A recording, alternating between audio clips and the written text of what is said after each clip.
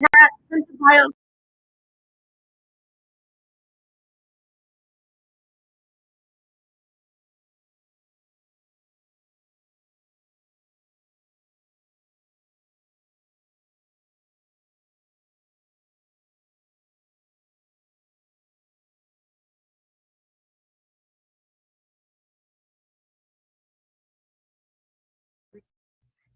Hey, Ivanka Firaby here.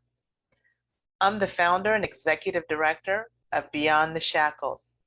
We're a nonprofit that instills hope in the incarcerated, disenfranchised, and their families. But we don't stop there because what we know is that you don't have to spend one day behind physical bars to be in shackles in your heart and your mind. And we help people to rise up. What is my genius? I'm a life elevation coach and strategist.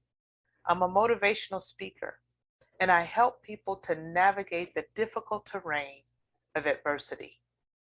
Do you know that you can build the most beautiful masterpiece from the rubble that might lie at your feet from the most difficult of times?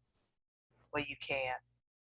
And I help people to walk out their God given plans and find their genius. Why?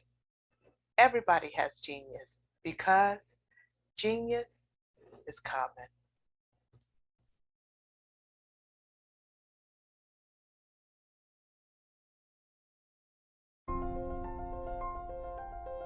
What if you could build your own city? A place where every child can find nurturing people to help them achieve their full potential. A place where every adult can access job training support. Where health education is abundant. Where social justice ruled the land.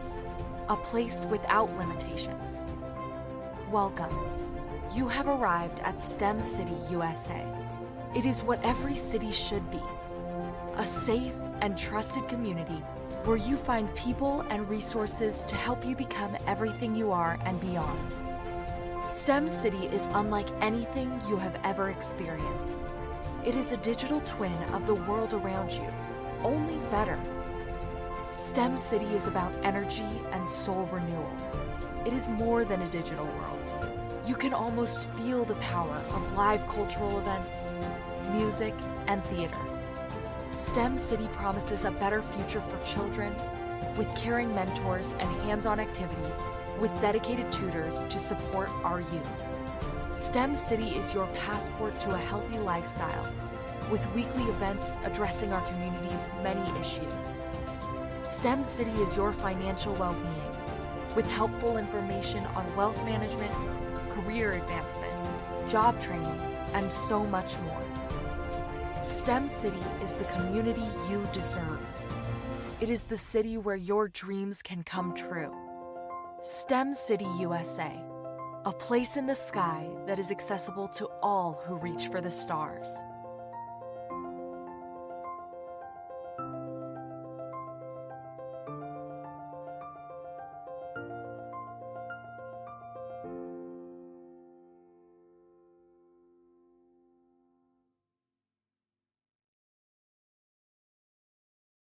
I'd like you to imagine with me, if you will, opening an app where you can collaborate with like-minded individuals from around the world, get inspiration and in-app tools to launch and grow your business, as well as share your knowledge and earn compensation, all in one app. Well, the name of that app is Truso, short for Truly Social. Hi, I'm Matthew Newman, the founder and CEO of Truso, a new concept in social media. Truso is designed from the ground up to be a platform that's both social and empowering for all its users. How exactly do we do that? I'm glad you asked. First, Truso brings the world together via video. Psychologists assert that video provides a significantly more effective connection than audio only. When you enter a community on Truso, you're face to face.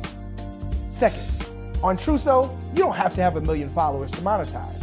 Our business model allows all hosts and moderators to monetize, no matter the size of your following, by 1, producing fee-based content, and 2, inviting others to join the platform as subscribers. Even more, Truso has an in-app resource library with over 100 free resources, forms, and documents to help you build your brand and grow your business.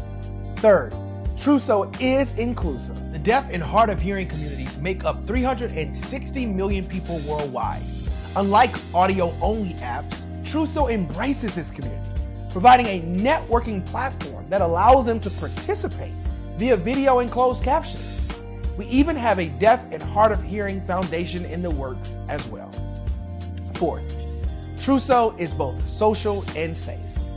We refer to Truso as a virtual extension of the beauty shop, barbershop, and brainchild of the community. A place where there's laughter, along with wisdom, growth-oriented conversation, and genuine connections in a safe space. Truso even has proprietary security to ensure we maintain a safe environment for everyone. Where are we at now? Truso is live, y'all. We've launched in beta and we're acquiring users daily. We have an incredible development and marketing team, plus amazing celebrity influencers at the table, helping us spread the word around the globe, beginning within the African diaspora and beyond by creating a safe space for growth, connection, and collaboration. We're truly excited about Truso. We've created something special for which there is a global market. And we invite you to embark on this journey with us as a shareholder. The future for Truso is truly bright. Join us and let's go there together.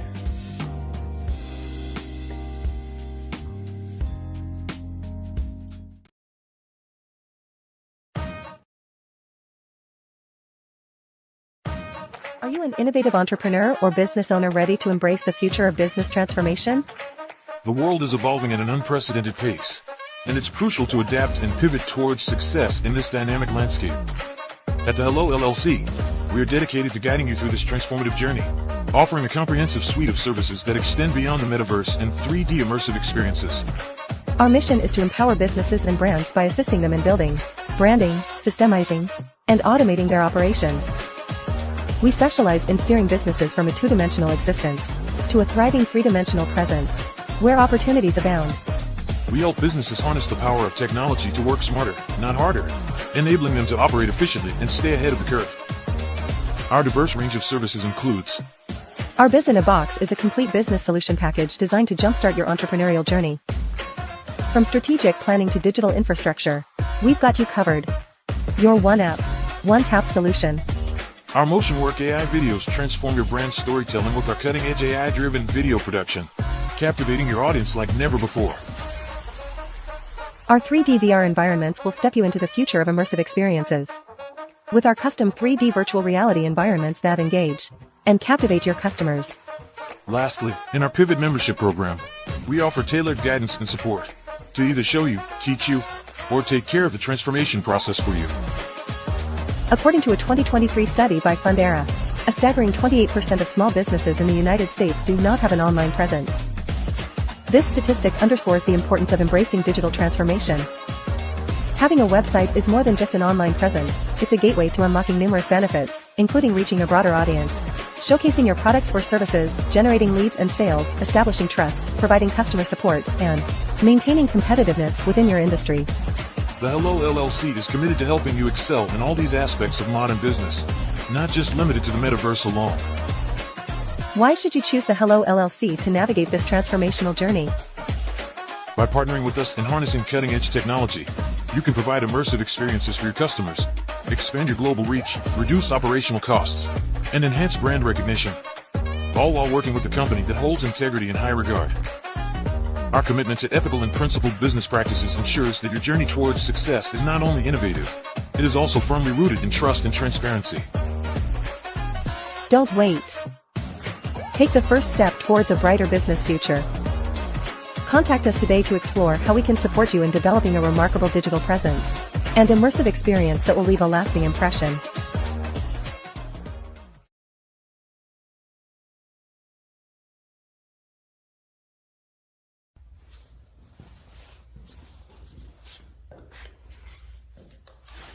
How you doing? I'm Rodney Allen Rippey. Yeah, the child actor. Well, now, leading man. Some of you might remember back in the day, the Harlem Globetrotters popcorn machine. Remember that? Well, it was a Saturday morning special that would come on, and I was there with Geese and Tex and Meadowlark Lemon. Remember the show? Well, I had a great time. And I have to say a huge, huge thank you to all my fans out there. Thank you for all the years of support. I went on from the entertainment industry. I started getting into producing and directing.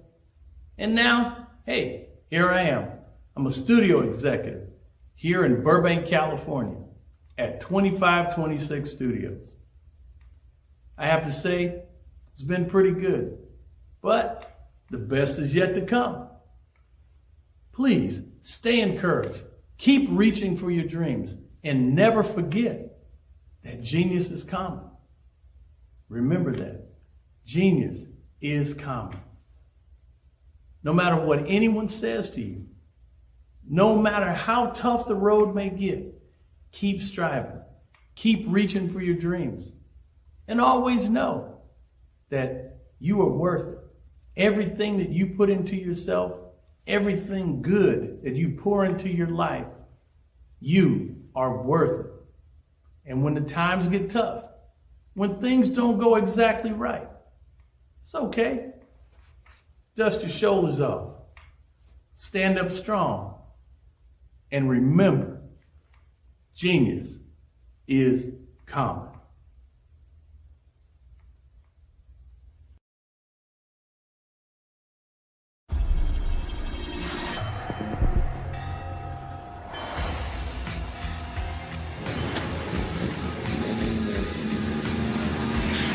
La connexion.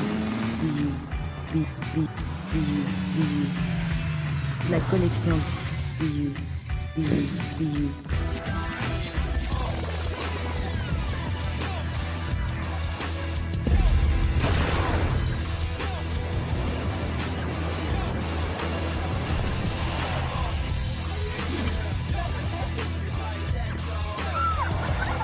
In a world obsessed with the cult of celebrity, I challenge you not to aspire to anyone else's greatness, but instead strive to reveal and ignite the greatness within you. Are you serious? I totally think that that's it. Hey. No! Hey! To me, sexy is a man that knows who he is and what he wants. He's comfortable. You look at him, you see him, he's just comfortable being himself. And you're like, Baby, be you. Be you, baby. Just be you. I like it. Introducing the Be You collection, exclusively available at K&G Fashion Superstore. Hello, my name is Kiasi Helm and I'm 14 years old. I think my genius would probably have to be setting goals and achieving them. I say this because ever since I was young, I always wanted to be an author, and at age 11, I ended up achieving this. But not only did I end up becoming an author, I ended up becoming a public speaker, a publisher, a business owner, all these great things. The name of my business is Written by Kids Publishing Company.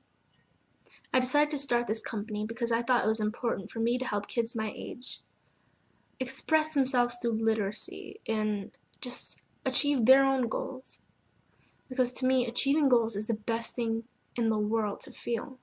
It's you just achieving things and aspirations that you set for yourself. And I know that everybody is capable of this because even if you don't end up achieving the goal, you still tried your best, and that's the most important thing. And everybody is capable of this because genius is common. Thank you.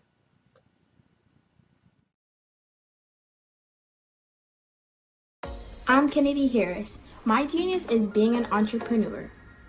I'm the CEO of K-Lock, a company where I develop my very own line of kids supplements. I currently market my multivitamin for kids to help combat weak immunity. During the pandemic, research has shown that having a strong immune system is key to fighting off disease. My vitamins are for kids, but adults can benefit from them as well. I'm adding a proprietary blend to my supplement line. I want to create my own blend so that I have a competitive edge in the marketplace. Staying healthy is important to me so that we live longer and have healthier lives. My website is klockproducts.com. That is Klock. Genius is common.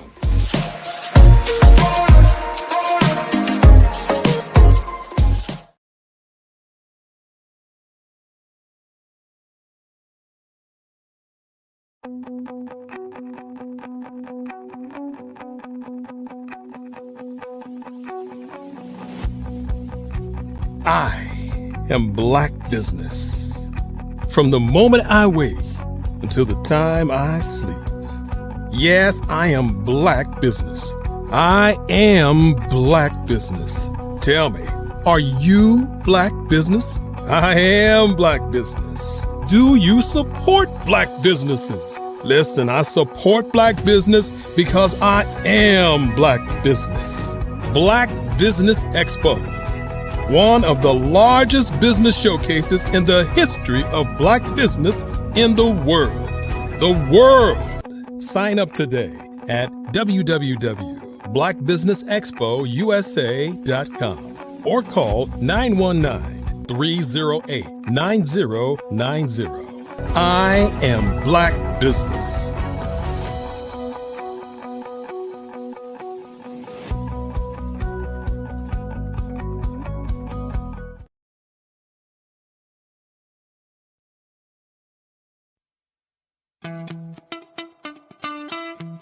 How many times have you been asked to help someone you didn't even know, a student, a business entrepreneur? Or did you ever even ask, where did they end up? That business, that friend, that entrepreneur. Well, just maybe they ended up in a gang, bankrupt, homeless, or worse, dead. Maybe they turned to crime, drugs, and alcohol. Did you ever wonder? Did you destroy their dream, or was your life always so easy? At the Black Business Olympics, we started a movement to help students complete. Give them hope and foster success. Help them to leave their dreams of providing laptops, computers, and up to $5,000 in scholarship funds. Today, we ask you to help a student, a business owner, or an entrepreneur to realize their dream by sponsoring them, supporting them, and buying from them. Consider this. With $1.6 trillion in our Black community, we only ask for a small donation for our students, our businesses, and our entrepreneurs. And you can change a life today. So I ask you, what are you going to do? Sit on the sideline and watch our students in high school be leaders, miss out on their dream from lack of resources? Or are you going to donate to the movement and change their future and yours as well? Give us a call today at 919-308-9090. Change their life by investing with action to the Black Business Olympic Fund. The Black Business Olympics, one of the largest business showcases of Black business in the history of the world.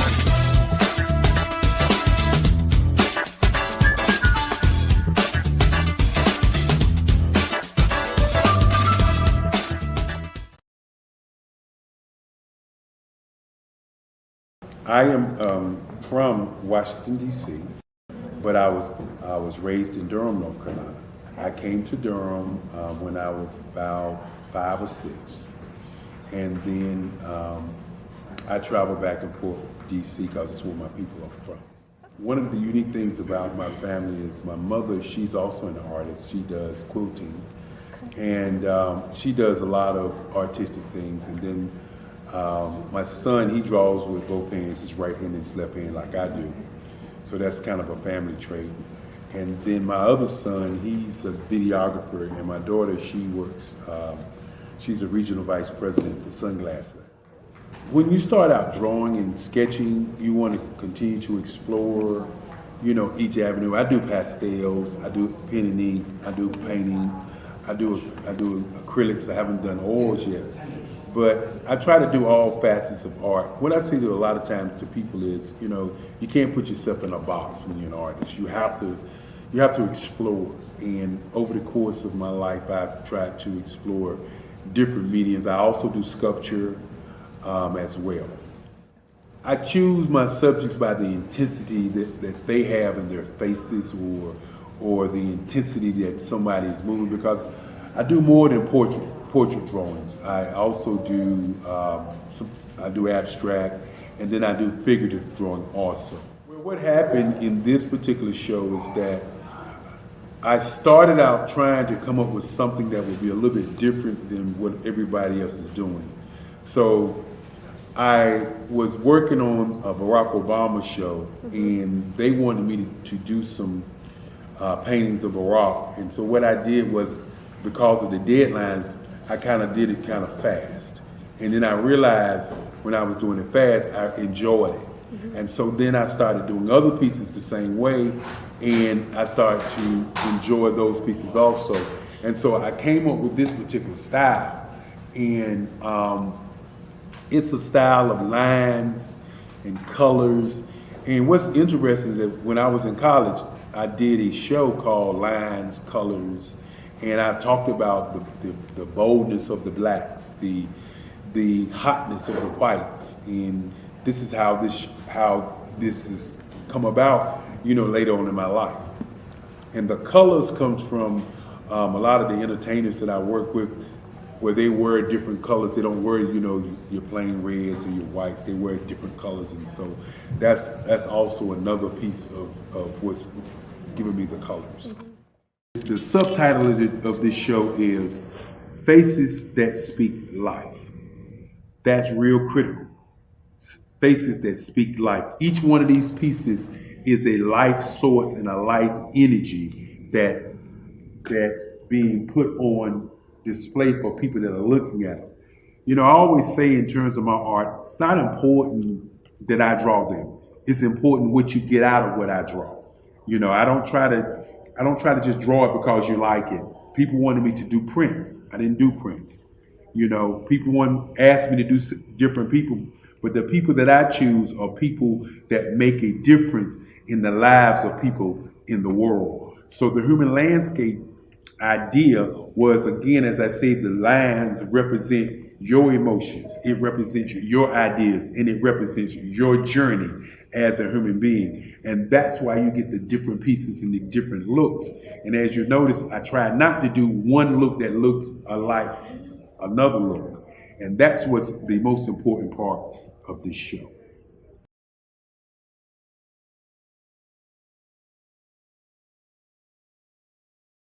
Follow the Brand TV broadcast host, Grant McGaugh, as he visits with top executives and entrepreneurs to find out their secrets of success with their personal brand. Follow the Brand TV broadcast host as he focuses on brand development to build better relationships, bring value to your business, relationships, and career. You will enjoy listening to each episode that is tailored to speak to you directly. If you're looking for this type of clarity in terms of building your brand, you have tuned into the right station. Each episode will help you to shape a conversation in the 5-star BDM network of 20,000 professionals and become a springboard for your corporate engagement and business opportunities. Each guest will frame their story in the areas of personal branding, business development, career development, financial empowerment, and technology innovation. Grant McGaugh explains why he is the CEO and owner of his own professional career. Grant is an accomplished business leader and entrepreneur who wants to give back to individuals to grow their personal brand strategy. Tune in as he weaves his story about new possibilities, while to you exceed expectations. If you love storytelling, this show will make for fun.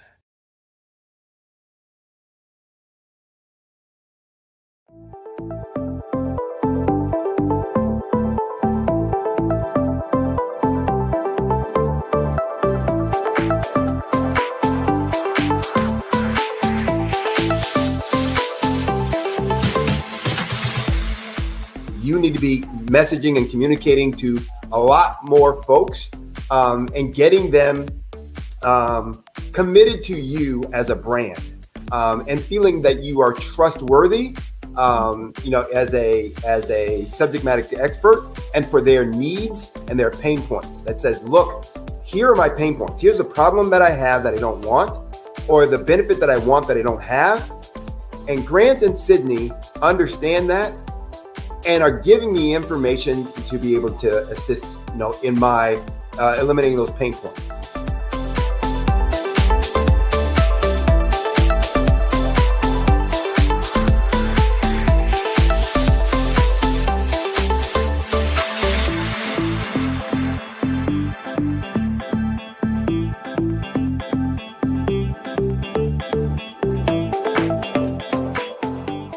You're going to get a lot out of this workshop. We're going to show you ways that you can begin to look at this particular problem, that you can apply different formulas, techniques, and skills. They're going to get you to that next level. And then you'll understand the value that we're bringing.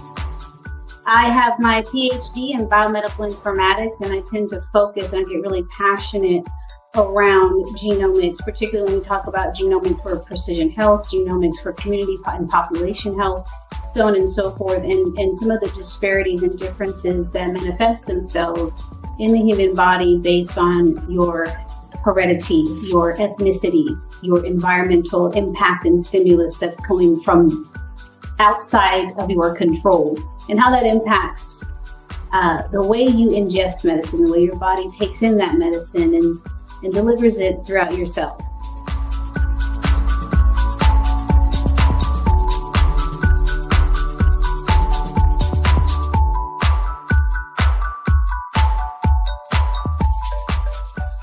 Even though the drug is the same, the dosage is the same, the age, weight, blood pressure, all of these other vital signs may be the same, but the drug may manifest itself differently between these two demographics, just simply based on the differences in their genetic history and their genomes.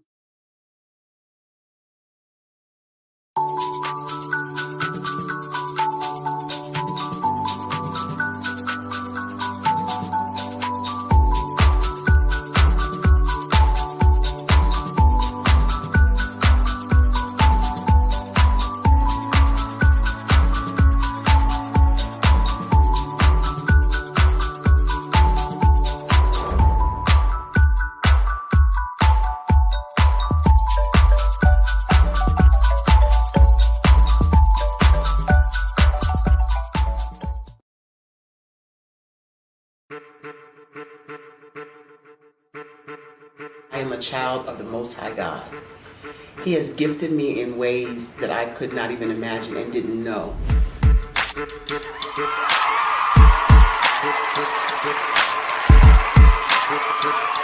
There was a time when I didn't know who I was. I listened to other people tell me who I should be, what I should do. I listened to people telling me that I should be a boutique owner, that I should be a construction manager, that I should be a laborer.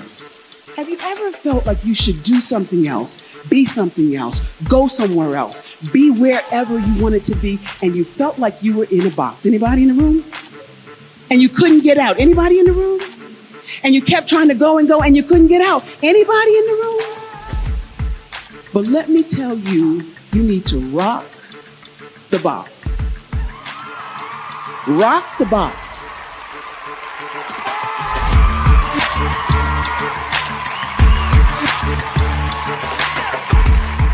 I am engaging, inspiring, and empowering.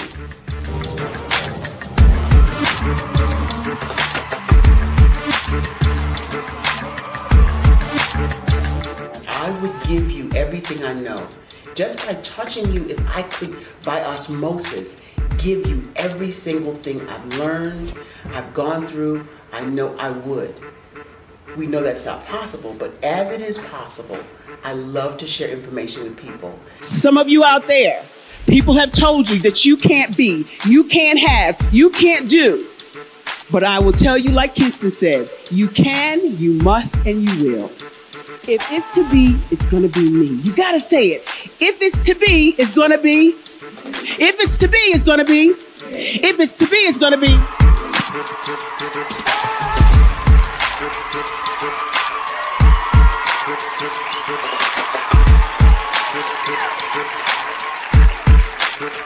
Barbara is because she believed what her mama said about her and not what other people told her. Every day you wake up, when you're in a situation, it's your choice whether it's an advantage or the disadvantage. She gained her confidence and her life, and now she is a testimony. If I can help you elevate yourself, then I feel like I'm elevating my own self as well. What you know and I know together can change the world.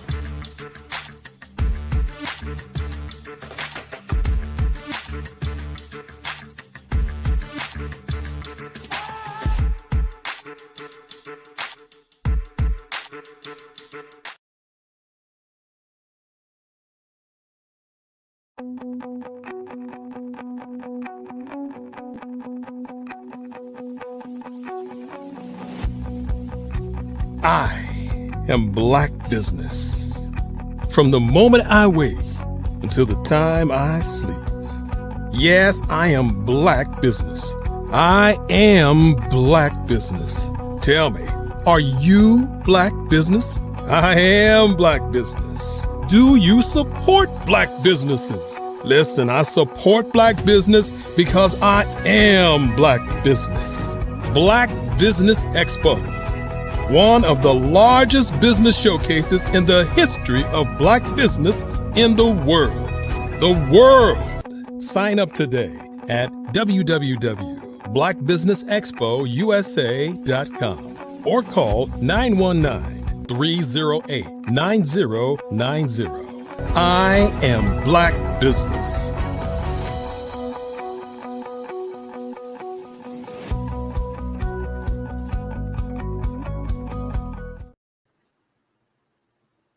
Good afternoon, business owners, entrepreneurs, thought leaders, and corporations. Welcome to the Black Business Network. My name is Sidney Wormsby. I'm the founder and president of a company called Huertas y Decus, which is a business growth and improvement consulting company. I'm your business moderator for this afternoon on the Black Business Network. The Black Business Network is a 24-hour business network showcasing Black businesses, business owners, entrepreneurs, and thought leaders worldwide.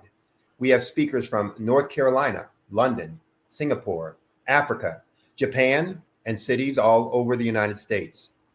The Black Business Network is a global community sharing its business knowledge to empower, inspire, and educate businesses about business.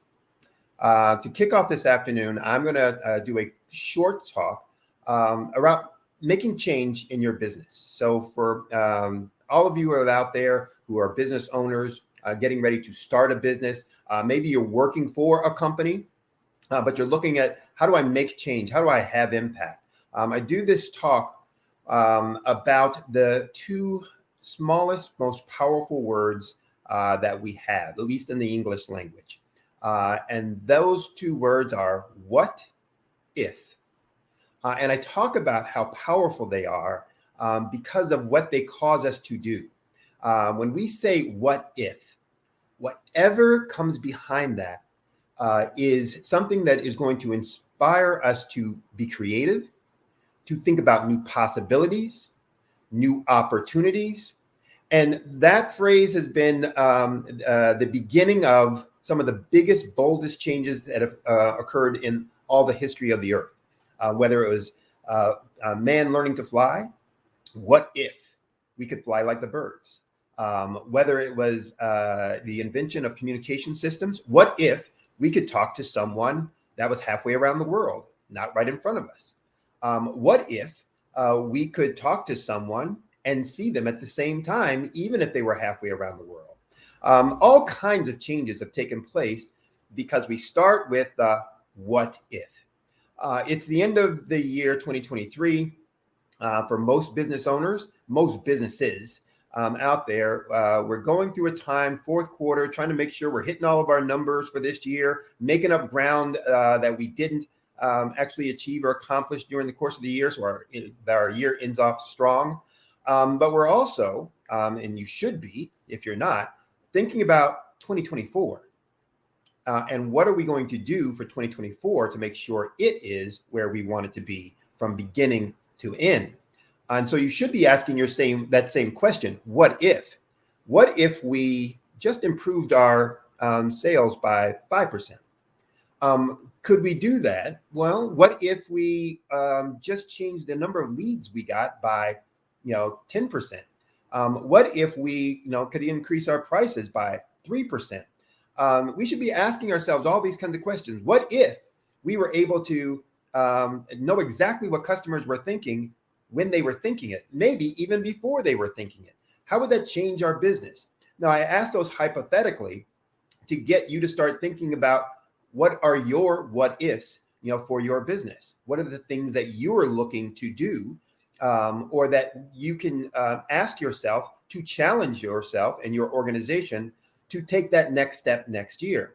One of the things I do with all of my clients, and for prospective clients, those who are considering using me, I take them through a simulator. And this is a software that I have that's proprietary. And all I'm doing is asking them about changes that they could make, improvements that they could make in each of 12 areas, very slight, small improvements, and what impact it would have on their business. And I show them using that simulator, what small changes to big things can really do. And the results are always explosive in terms of the impact on the business, on revenue and profits. But it's also mind expanding for those prospects or those clients to see what little changes can make in an organization or in their business, in achieving their visions, etc. So what are you doing to have impact or to make impact in your business? It starts with that piece, being thoughtful and intentional about your planning process and asking yourself and your organization, what if we made some changes? So let's talk a little bit about change. And that's one of the things I also try to help my clients understand is when we talk about growing our business, we're really talking about making change. And there's a few quotes that I always love to talk about, or at least mention when I'm talking about change and leadership for change. One is by Peter Drucker, one of the preeminent and renowned consultants in business management and organizational development, et cetera. And he had this quote that said, the greatest danger in times of turbulence is not the turbulence. It is to act with yesterday's logic. So what he was saying was, look, anytime there's change, and turbulence is about turmoil, uncertainty, disruption, et cetera, that the greatest danger isn't the turbulence itself, isn't the uncertainty itself. It's to act in the environment of that turbulence with the logic that you had yesterday, with the thinking that you had yesterday. Change is about something that's new, coming about, hasn't happened yet. And therefore we can't act on making change when we're thinking the same way we thought yesterday. There was another one, Woodrow Wilson, former president of the United States, long, long ago, said, if you want to make enemies, try to change something, which talks to the fear and discomfort that we as human beings have with change. And then there's Charles Kettering, who was a scientist, researcher, inventor. His was, the world hates change, yet it is the only thing that has brought progress. And how true is that? We don't like it, but it's the thing that keeps us progressing towards the future and a better life, better quality of life, etc. So we're going to talk a little bit about change and what do you need to do from a leadership perspective for change.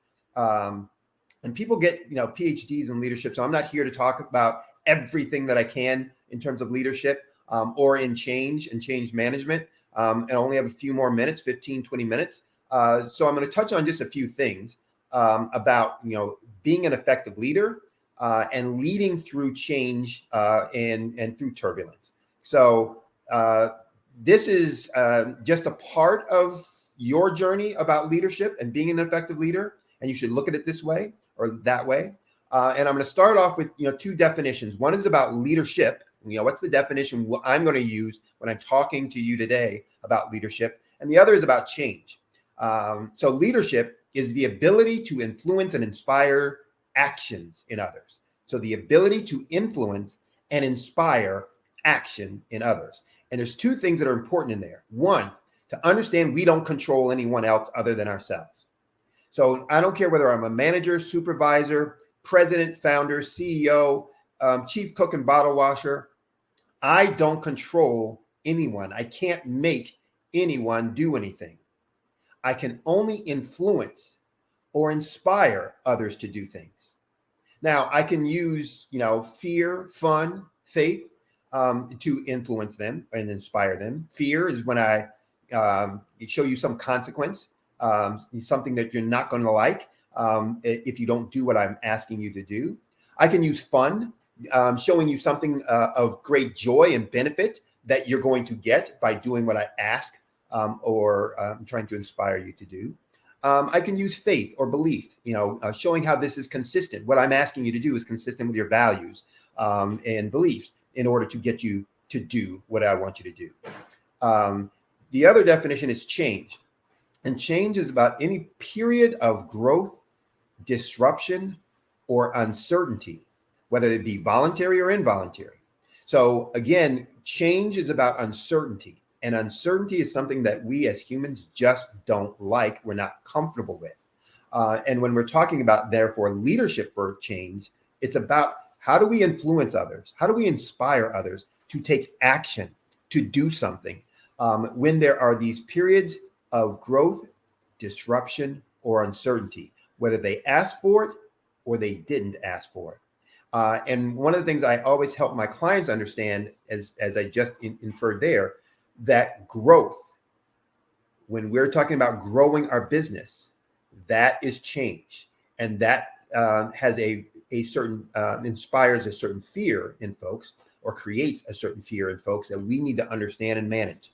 So if you're going to lead change, the first thing that you need to understand and the first thing that you need to do is to get yourself right.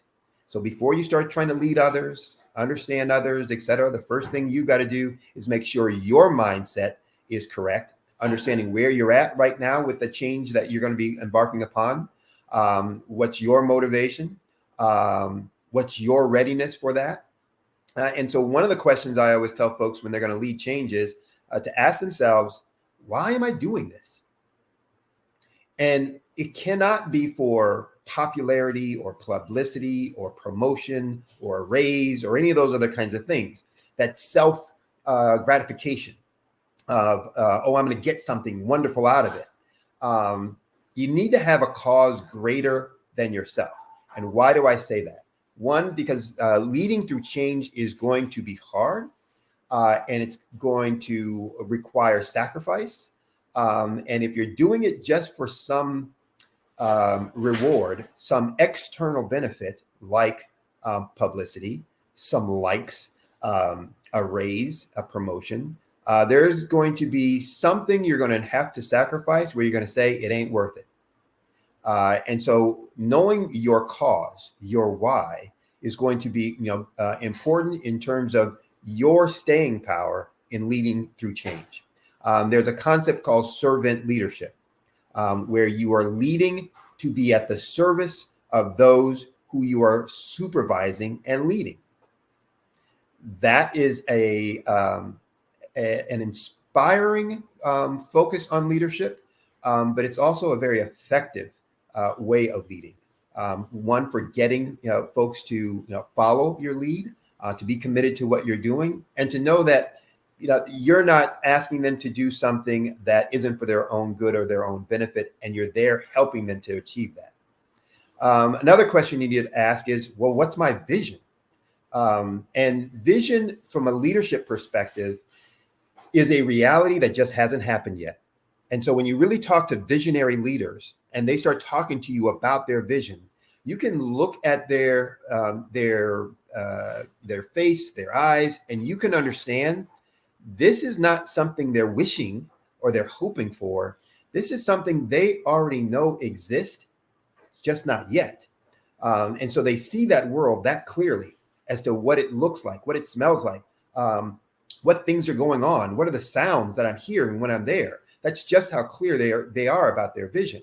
And so you need to be the same when you're talking about leading for change. What is your vision? And it's important that those visions be tied to your values, and tied to your values so that you can be more authentic, that there will be fewer conflicts where you're asking people to do something that is in contradiction to something else you said earlier or something that you truly believe. Because if you're asking someone to do something that is a contradiction to what you said earlier, they will know that.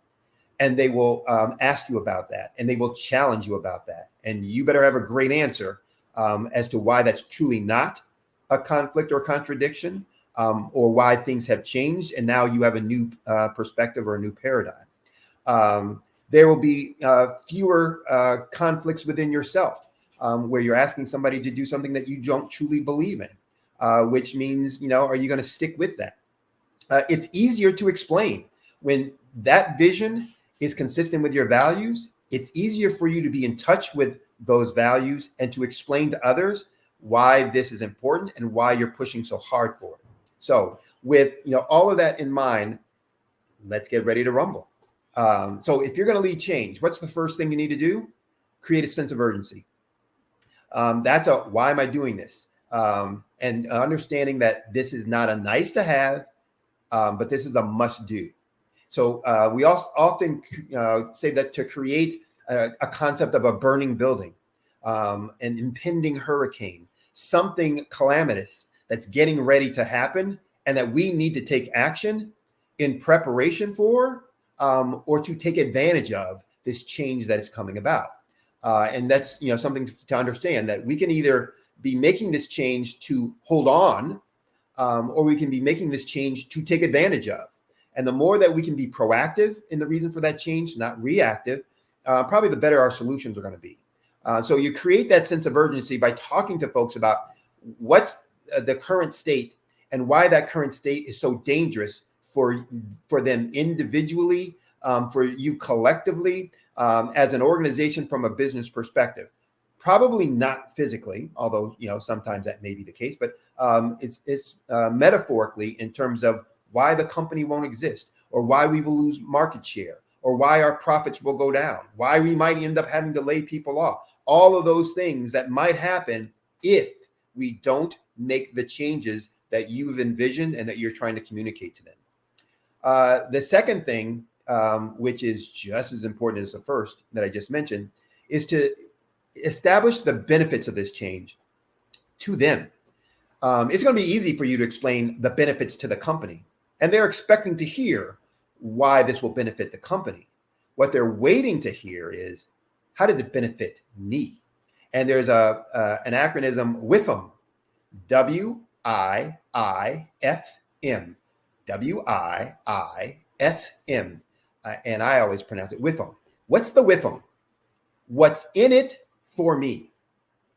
And they're looking for that. they hear you talking about this change. They know the benefit to the business, but what's in it for me? What am I getting out of this? Why am I going to go through all of these changes? Why am I going to make all these sacrifices? Why do I have to do these things differently? And you need to explain that to them both as individuals and as the group as a whole. Meaning for each specific person, you're going to have to make your communication such that they get it, that they understand why for them individually, this is an important thing. Now, that may be a one-on-one conversation with them if you are a small company, but even if you are a large company, 200-300 employees that you don't see all the time, 2,000 employees you don't see all the time, you have to find a way to communicate in such a way that each and every individual within your organization gets why it's important for them and what's in it for them for this change to take place. Now, I mentioned earlier that you can always motivate folks either by fear, fun, or faith, making them afraid of some consequence, making them look for, hope for, desire for some benefit or reward, or by linking and connecting to their beliefs and their value system. When you're going to talk to folks about what's in it for them, I strongly suggest that you tie to their value systems. There's a concept of extrinsic and intrinsic motivations. Extrinsic are those things from outside, like fear and fun. Those things that we fear as a consequence or that are fun for us to get. Those are quick to make action and have impact to get people to get off the dime, but they usually aren't very long lasting. And once you used it once, you have to do something stronger next time to get more action. If I promise you ice cream for doing something once, the next time I ask you to do it, you're not going to ask for just an ice cream cone. You're going to ask for an ice cream cone with a super scoop or with 2 scoops or for 2 ice cream cones. Or you're going to say, no, I don't want an ice cream cone. This time I want money. It's just going to ratchet up and up and up and up and up. So when you tie it to their values, it connects with them on things that are important for them. And the commitment is stronger and it's longer lasting. So when you're going to make change and you talk about, what's in it for them, look for their values, what's important for them from a value perspective, and link the change to those. Another change, create milestones. Change is going to be over a long time period. And you want to make sure that you've broken up that change into bite-sized chunks, things that folks can digest and that you can use as a marker for progress so that people can see we have come a long ways or we've come some ways. Because in the middle of this, when people start getting frustrated, that what are we doing this for? We're not getting anywhere. They're only looking at the ultimate vision. What you want to make them do is to turn around and look at where you started from and how far you've come and that progress has been made, and to give them the motivation to keep heading on, for the future. Next thing you want to do, from a leadership perspective, you can't be everywhere at all times. And so you need to build a team of what I call loyal lieutenants. Those are folks are going to be your leadership team, the people who speak on your behalf when you're not there, the people who lead the different functions of your organization. And for this team, they need to, one, share your vision. They need to see the world and this organization and the change just like you do. They need to be trusted to carry out your directions and your instruction. They can't be people that have just the technical ability, but you're not sure if they have your back. You're not sure if they, are going to do what you ask them to do when you turn around. As soon as you're not in sight, whether they say, no, don't worry about that. We don't need to listen to him. Let's just go on and do what we were doing. So they need to share your vision. You need to be able to trust them to carry out your directions and expectations. But you also need to trust their advice. They need to be folks that you listen to, that when they speak, you've chosen them for the reason that you trust their experience, you trust their knowledge, you trust their guidance, so that you're willing then to trust their advice. And then they also need to be role models of this new way that you're wanting for your organization. So with change comes a need for a different way of being, new behaviors. And these folks need to role model that. So each of them needs to come with a particular set of skills. What's that movie? Taken, Liam Neeson, who says, I have a particular set of skills. Well, each of these lieutenants need to have a particular set of skills that you're going to need from this leadership team for this long journey of change. Some may be great on rewards and recognition. Some may be great in operational expertise and knowledge. Some may be good in terms of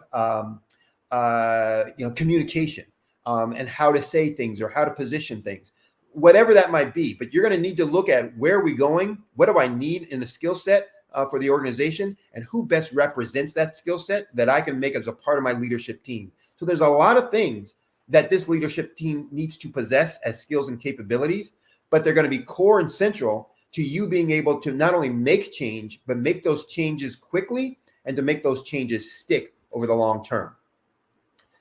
Next, and only have a couple more minutes, so I'm going to make these last ones very quick. Communicate, communicate, communicate. Did I say it enough?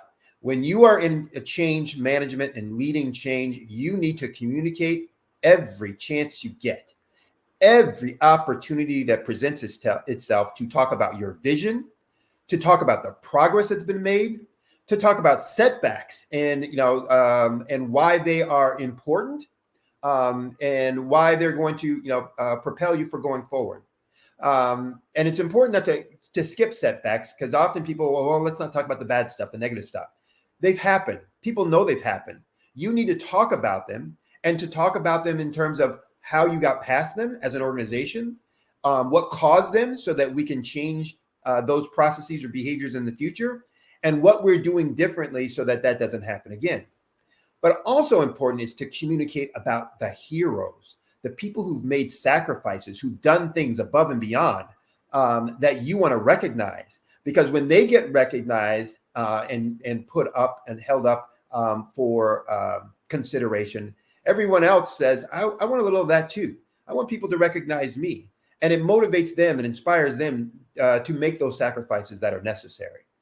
Next, celebrate the wins. Every time something happens, and this is something I am really bad at. One of the folks on my leadership team, I always select someone who is going to be good at rewards and recognition, because I'm not good at that.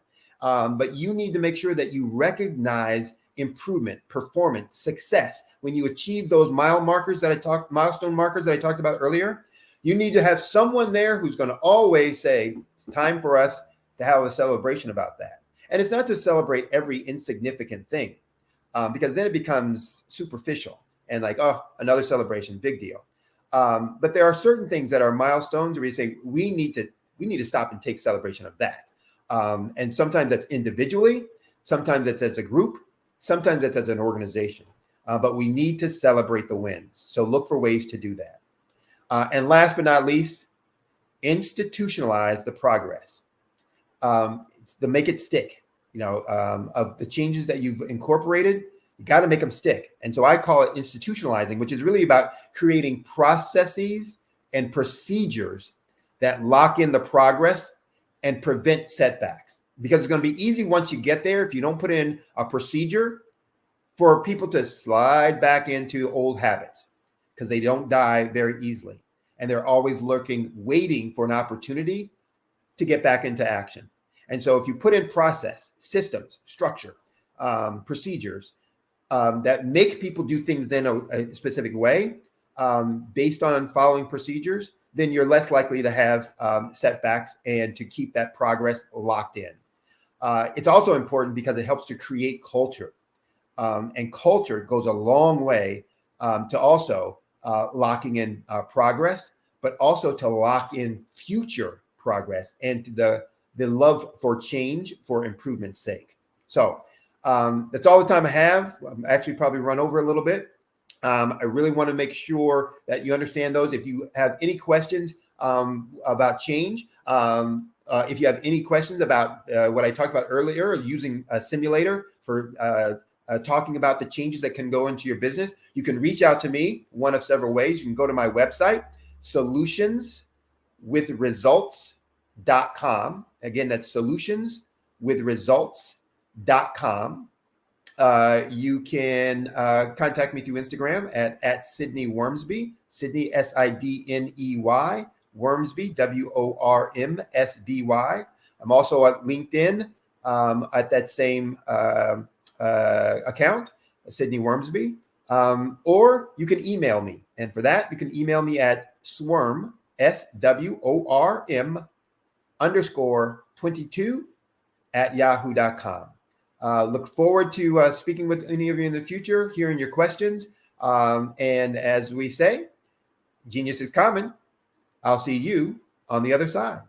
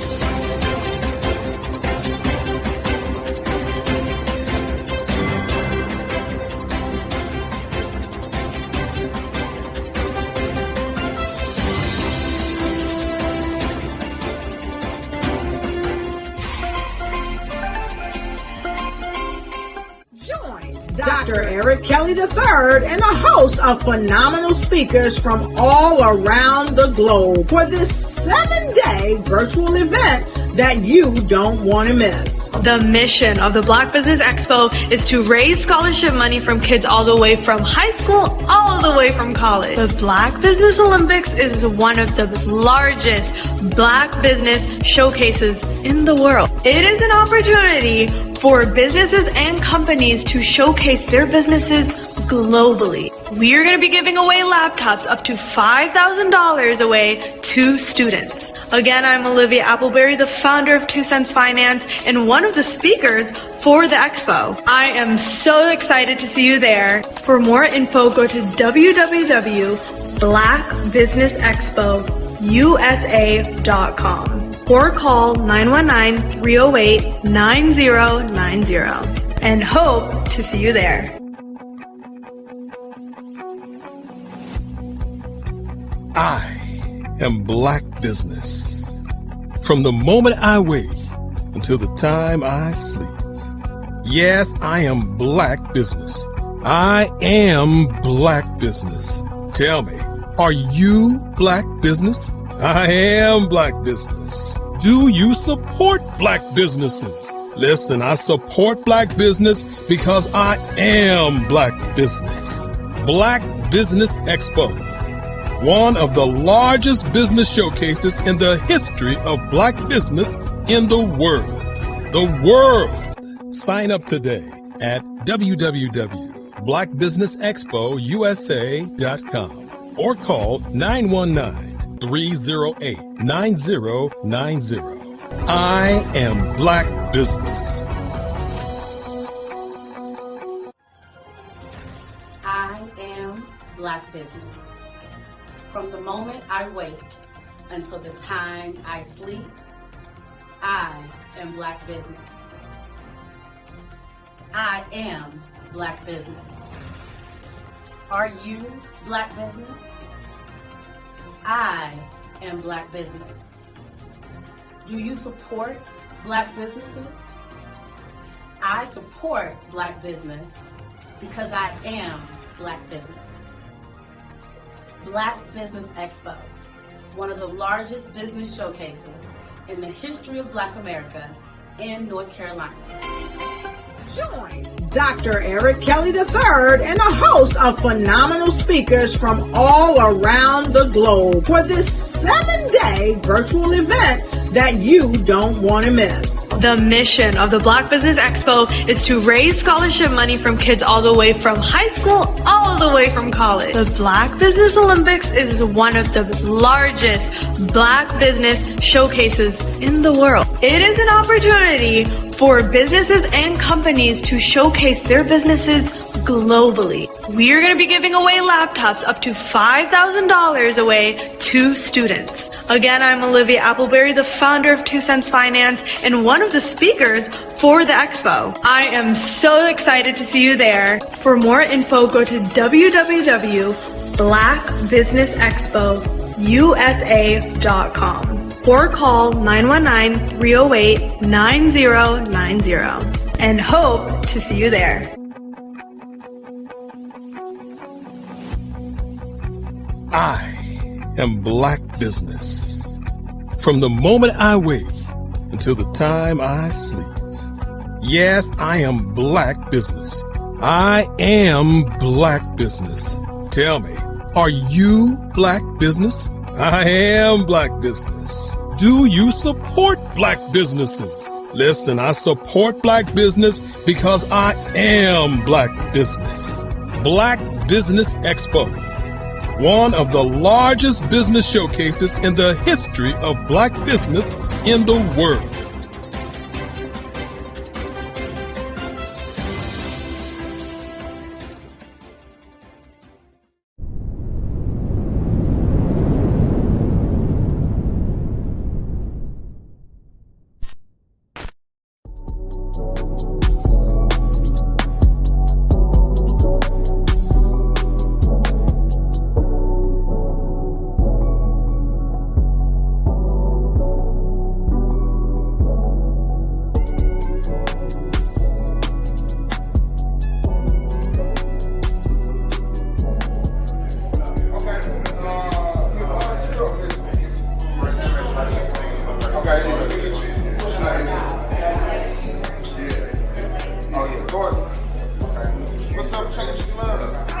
I keep wanting to say that I know I'm not churchy, but I feel the need just to say that I hope you get all the resources that you need, because they need us. Our communities need us more than we can ever imagine, and I would hate for that to be a barrier for anybody in here not to be. On May 14, 2022, a combination of 40-plus leaders, community stakeholders, volunteers, mentors, and champions convened for a pilot of a unique and special conference.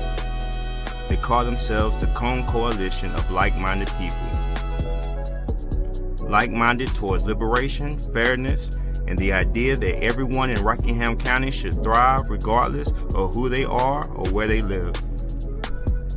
This 4-hour event was held on the campus of Rockingham Community College in Rockingham County, North Carolina, as a part of a design thinking project in partnership with Cone Health, MDC Rule 4. Several leaders convened from Rockingham County's nonprofit NC100. They came together to address some shared challenges and problems together by sending an authentic community voice, thanks in part to the grant funding from Kate B. Reynolds Charitable Trust, engaging in inspiration, imagination, and prototyping to bring this pilot to reality. The Piedmont Triangle Regional Council shared several job opportunities for the crowd to explore and share.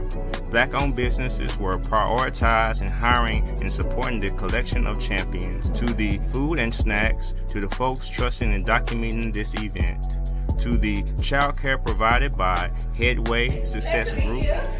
Forensics lab. So today is all about healthy mind, healthy body. And so we have the forensics lab set up, and so we'll have our display of our volunteers. So what they'll do, they'll get a chance to label.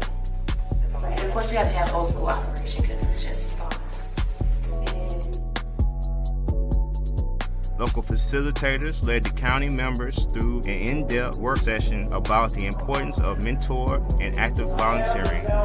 What's called Excelling. It's a non-profit organization, and it helps. Rockingham Community Champions of Faith and Public Service grace our community members with shared learnings on this amazing Saturday in Wentworth. Crystal Galloway served as a brilliant and engaging mistress in ceremony. Regional Parks and Rec Superintendent Quentin Robinson delivered a starring keynote address. And Tango Moore of the Regional Area Foundation was honored, along with a side of honorees on our first Portia M. Paris Cone Coalition Champion Award winner, given in honor of her memory and legacy as a tireless advocate and torchbearer for the marginalized or underserved. Help us reach our goal to learn more about building and strengthening the relationships of those who support mentors, volunteers, and young people, especially in the ages of 12 to 22, building the community capacity to support those in need of training, resources, and storytelling, finding ways to create and maintain a healthier Rockingham County and beyond. Want to know more about the Cone Coalition? Contact NC100 via Facebook at NC100 or www.nc-100.org.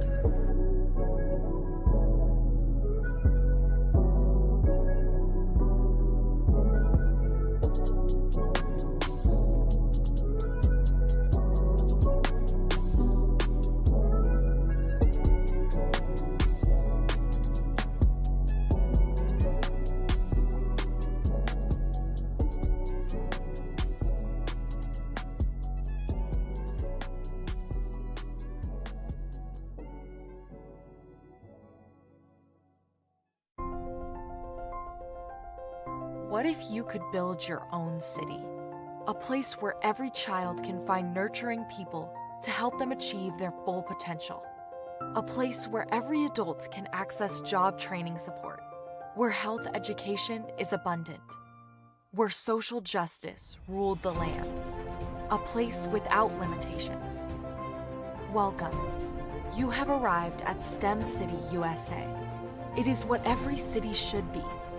A safe and trusted community where you find people and resources to help you become everything you are and beyond.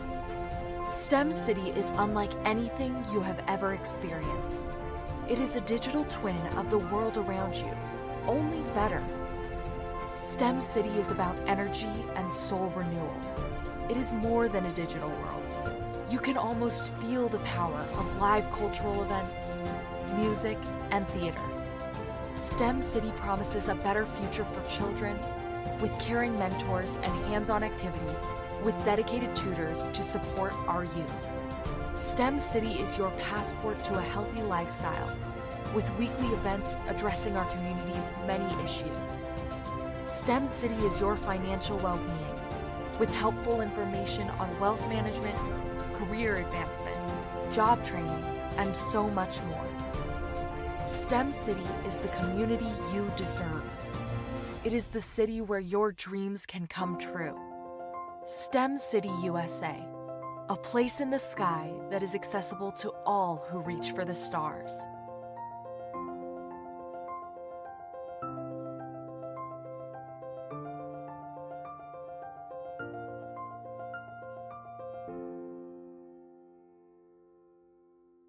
I'd like you to imagine with me, if you will, opening an app where you can collaborate with like-minded individuals from around the world, get inspiration and in-app tools to launch and grow your business, as well as share your knowledge and earn compensation, all in one app. Well, the name of that app is Truso, short for Truly Social. Hi, I'm Matthew Newman, the founder and CEO of Truso, a new concept in social media. Truso is designed from the ground up to be a platform that's both social and empowering for all its users. How exactly do we do that? I'm glad you asked. First, Truso brings the world together via video. Psychologists assert that video provides a significantly more effective connection than audio only. When you enter a community on Truso, you're face to face. Second, on Truso, you don't have to have 1 million followers to monetize. Our business model allows all hosts and moderators to monetize, no matter the size of your following, by 1, producing fee-based content, and 2, inviting others to join the platform as subscribers. Even more, Truso has an in-app resource library with over 100 free resources, forms, and documents to help you build your brand and grow your business. Third, Truso is inclusive. The deaf and hard of hearing communities make up 360 million people worldwide. Unlike audio-only apps, Truso embraces its community, providing a networking platform that allows them to participate via video and closed captioning. We even have a deaf and hard of hearing foundation in the works as well. Fourth, Truso is both social and safe.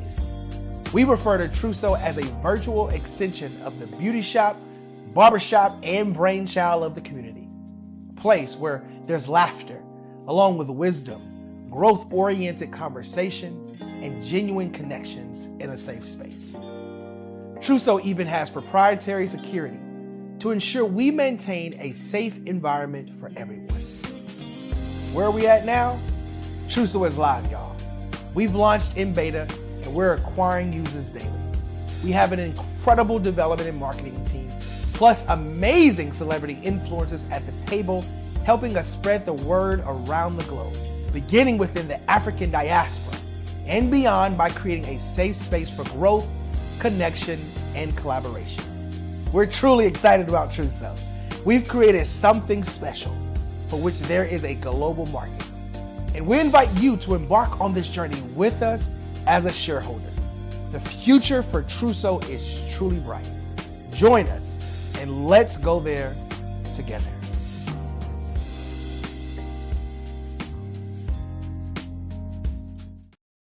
Hello, ladies and gentlemen. Allow me to introduce myself. My name is Tara Bush, and I am the co-founder and COO of the Hello LLC, where our mantra is helping everyone live life optimally. And more importantly, helping entrepreneurs leverage leading-edge optimizations. We help businesses build, brand, automate, and pivot into the future. With over 22 years of corporate C-level experience, I carry a wealth of knowledge and expertise in my professional portfolio. My professional journey has encompassed various facets of business, executive leadership, project management, marketing, systems, space planning, and strategy implementation. I have had the pleasure of partnering with and managing multi-million-dollar projects for the top Fortune 500 companies, prestigious universities, and well-known sports teams around the world, like ExxonMobil, Apple, Samsung, Citgo, HP, Ziegler-Cooper, the Houston Astros, the Dallas Cowboys, Bank of America, and Vanderbilt University. What fuels my drive is a passion for innovation and creativity that knows no bounds. I thrive on pushing the boundaries and thinking outside the box to bring fresh, ingenious ideas to the forefront. I turn visions into reality. As a leader, I am a steadfast advocate for integrity and creativity. I am driven by a profound desire to help individuals and businesses create their own return on time investment while leveraging technology. At the Hello LLC, we are more than just a 3D digital marketing agency. We are a community committed to helping, building, and thriving together with integrity. We can either show you, teach you, or do it for you. We believe in the power of innovation to transform the status quo. My fellow professional powerhouses, in the spirit of abundance, I firmly believe that there is enough prosperity in this world for all of us to thrive together. So, I invite you to make the pivot because the future is already here.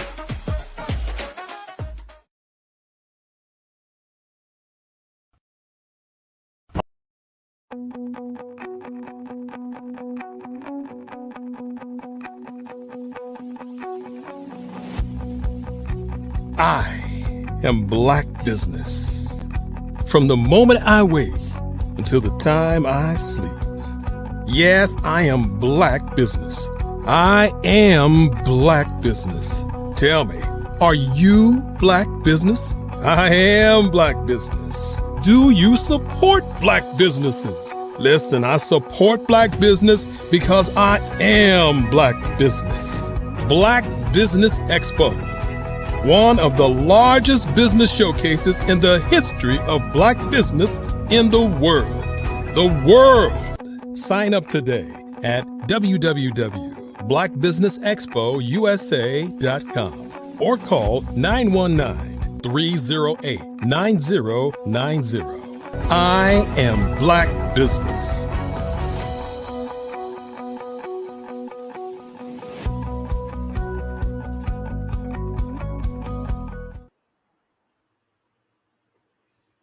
Good afternoon, business owners, entrepreneurs, thought leaders, and corporations. Welcome to the Black Business Network.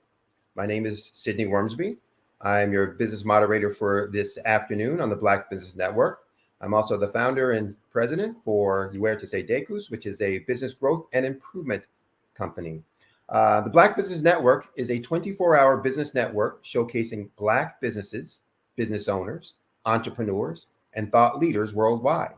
We have speakers from North Carolina, from London, Singapore, Africa, Japan, and cities all over the United States. The Black Business Network is a global community sharing its business knowledge to empower, to inspire, and to educate businesses about business.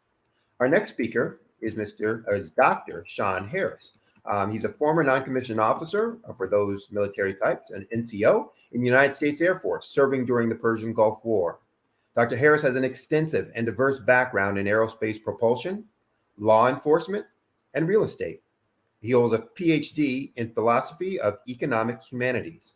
Dr. Harris and his wife own an aviation company, a capital investment firm, 2 real estate companies, and a home healthcare company. He's, in addition, a 44-time author. I said that right. A 44-time author. He's got a library just on the stuff he's wrote. Dr. Harris has 2 children, a 14-year-old daughter and a 13-year-old son, who both own their own 6-figure companies.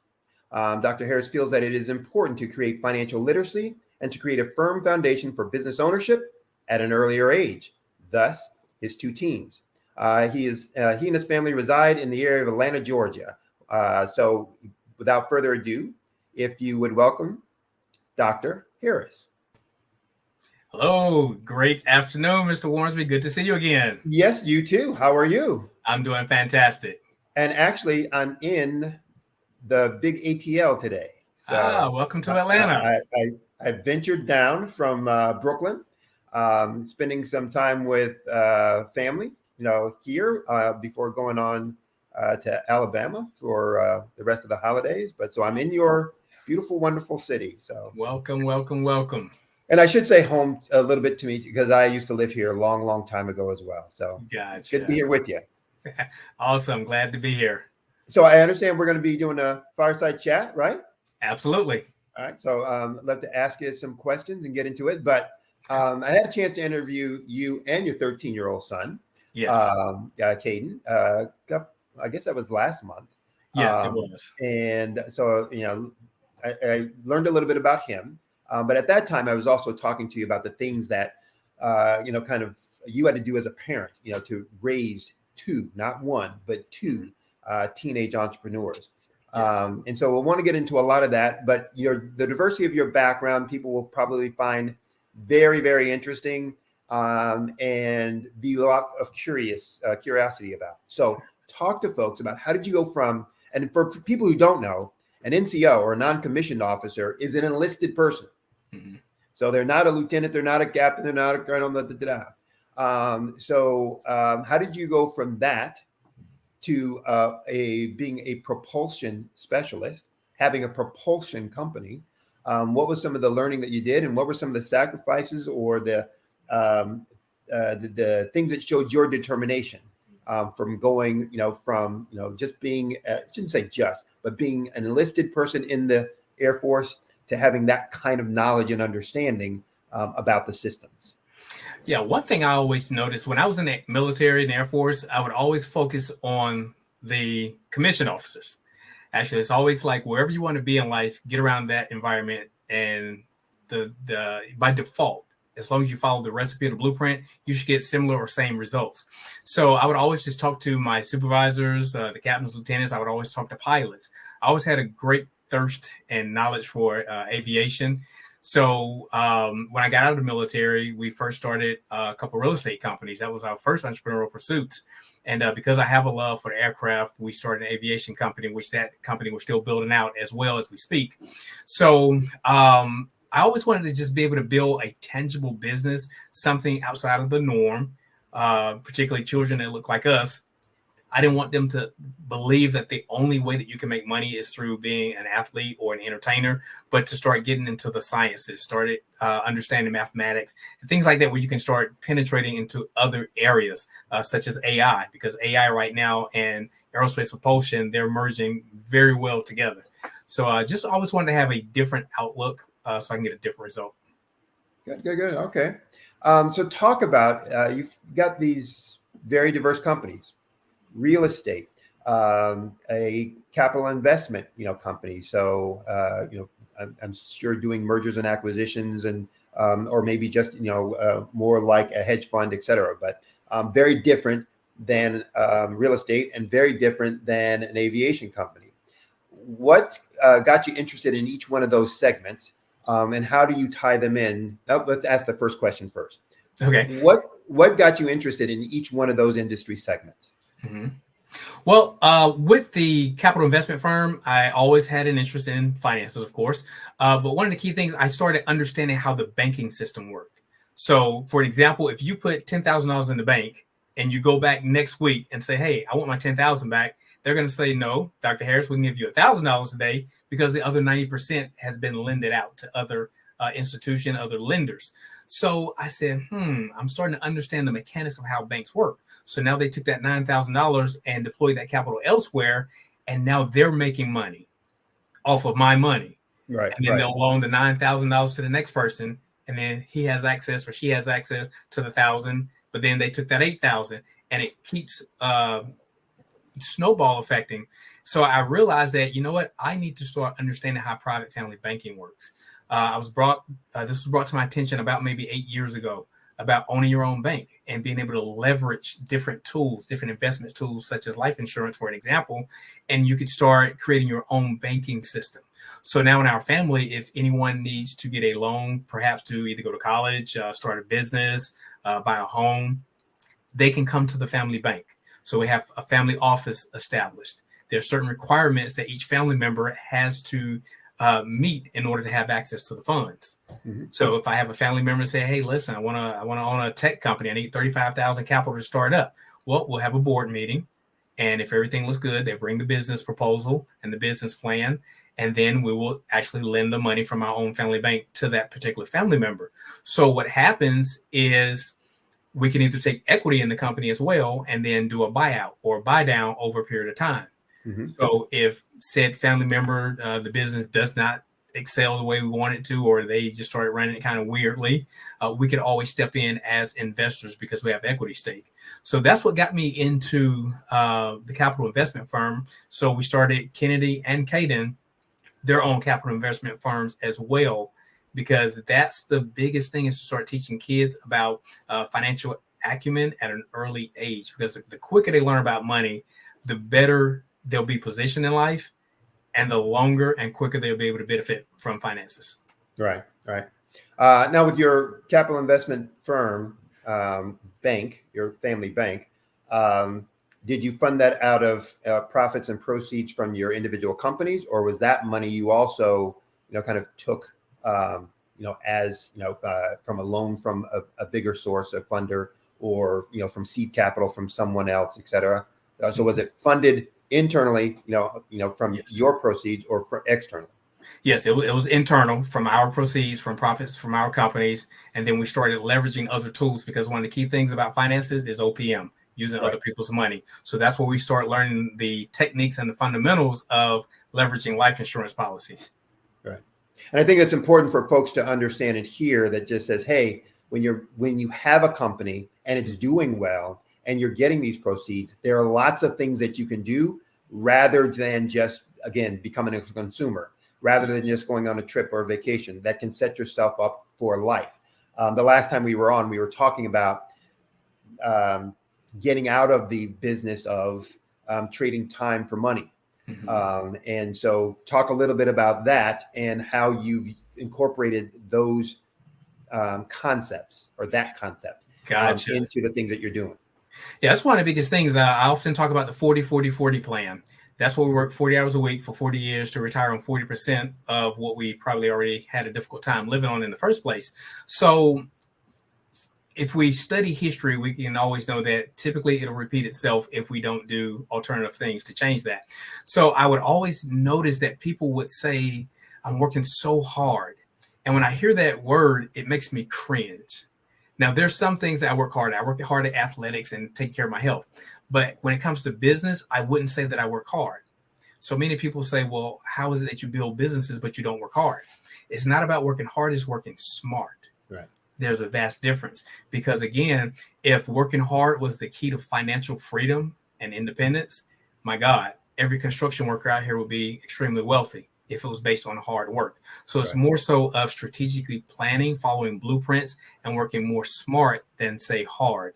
So when building out businesses, that's our mindset, is to strategically understand our focus and how we can get there with the shortest learning curve.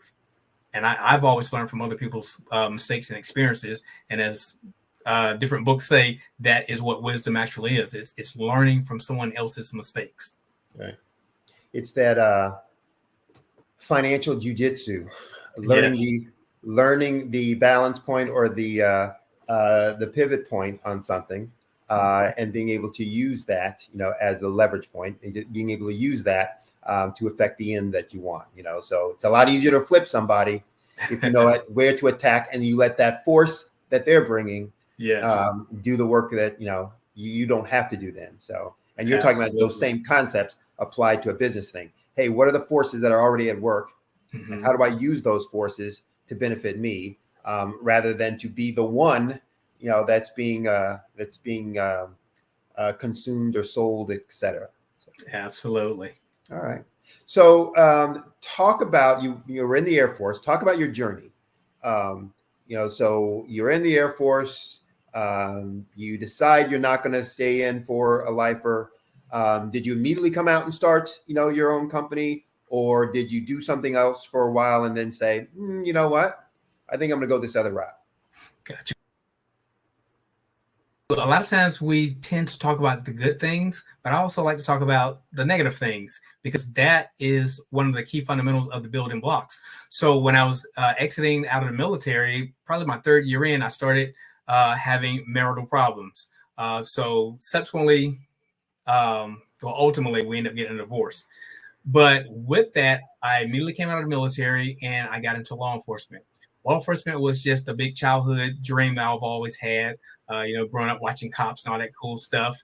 So I got into law enforcement for about 7 years. But what I realized was that I was allergic to hot lead coming in my direction. So I quickly had to discover a exit strategy. And I remember a buddy of mine, his name is Jeff.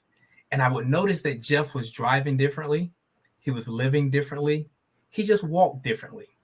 So I was like, okay, Jeff is doing something different outside of law enforcement. I know he is. So I talked to him one day and he just kind of brushed me off a little bit. And I went back to him and he continued saying, I'll get around to it. So like 3 months later, he finally told me what he was doing. He was involved in real estate. So I said, well, tell me a little bit about the real estate route that you're taking. He said, well, what I would recommend you do, being that we're still working full-time as police officers and deputy sheriffs, he said, I would go and get certified as a home inspector. So that was my first company as an adult. My first company, I was 7 years old cutting grass, and that made a very nice profit as a child. But in law enforcement, I started shifting, I pivoted, and I went into home inspecting. So at this time, this was back in 1996, 97, I was doing an inspection. It took me about an hour to hour and a half on average, and I was averaging $300 per inspection. And then I ultimately, within about the first month or two, I shifted and started creating 3 clients a day, 5 days a week. So we're talking about having $1,000 days. So I quickly tripled my income in law enforcement. Mm-hmm. So I said, okay, here we go. This is a nice strategy that we're using. I said, stay consistent, stay persistent. Then I noticed that Jeff continued elevating. So he said, okay, now go get your real estate license. So I got my real estate salesperson's license. So I started selling both residential and commercial, as well as land property. And then that's when things really, really skyrocketed. So 9 months after I initially started the home inspection business, I was able to leave the sheriff's department full time. never been employed again since then. So that was my shift into full-time entrepreneurship. And then that gave me the seed money that I was able to use to start subsequent companies thereafter. And one business continues feeding the next business ultimately, because, you know, a lot of times I think people get confused when we talk about multiple streams of income, because they think that that means, okay, I have a business over here. I sell candle wax. Over here, I'm selling widgets. Over here, I'm selling widgets. You got all these different entities, but if you chase more than one rabbit, likely they'll all escape. So what I always explain to people is building financial legs is like a taproot of a tree.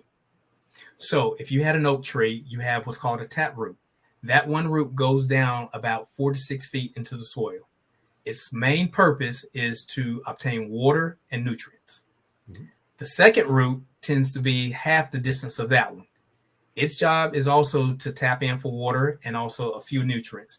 And then the subsequent root system are only a foot to 2 feet deep.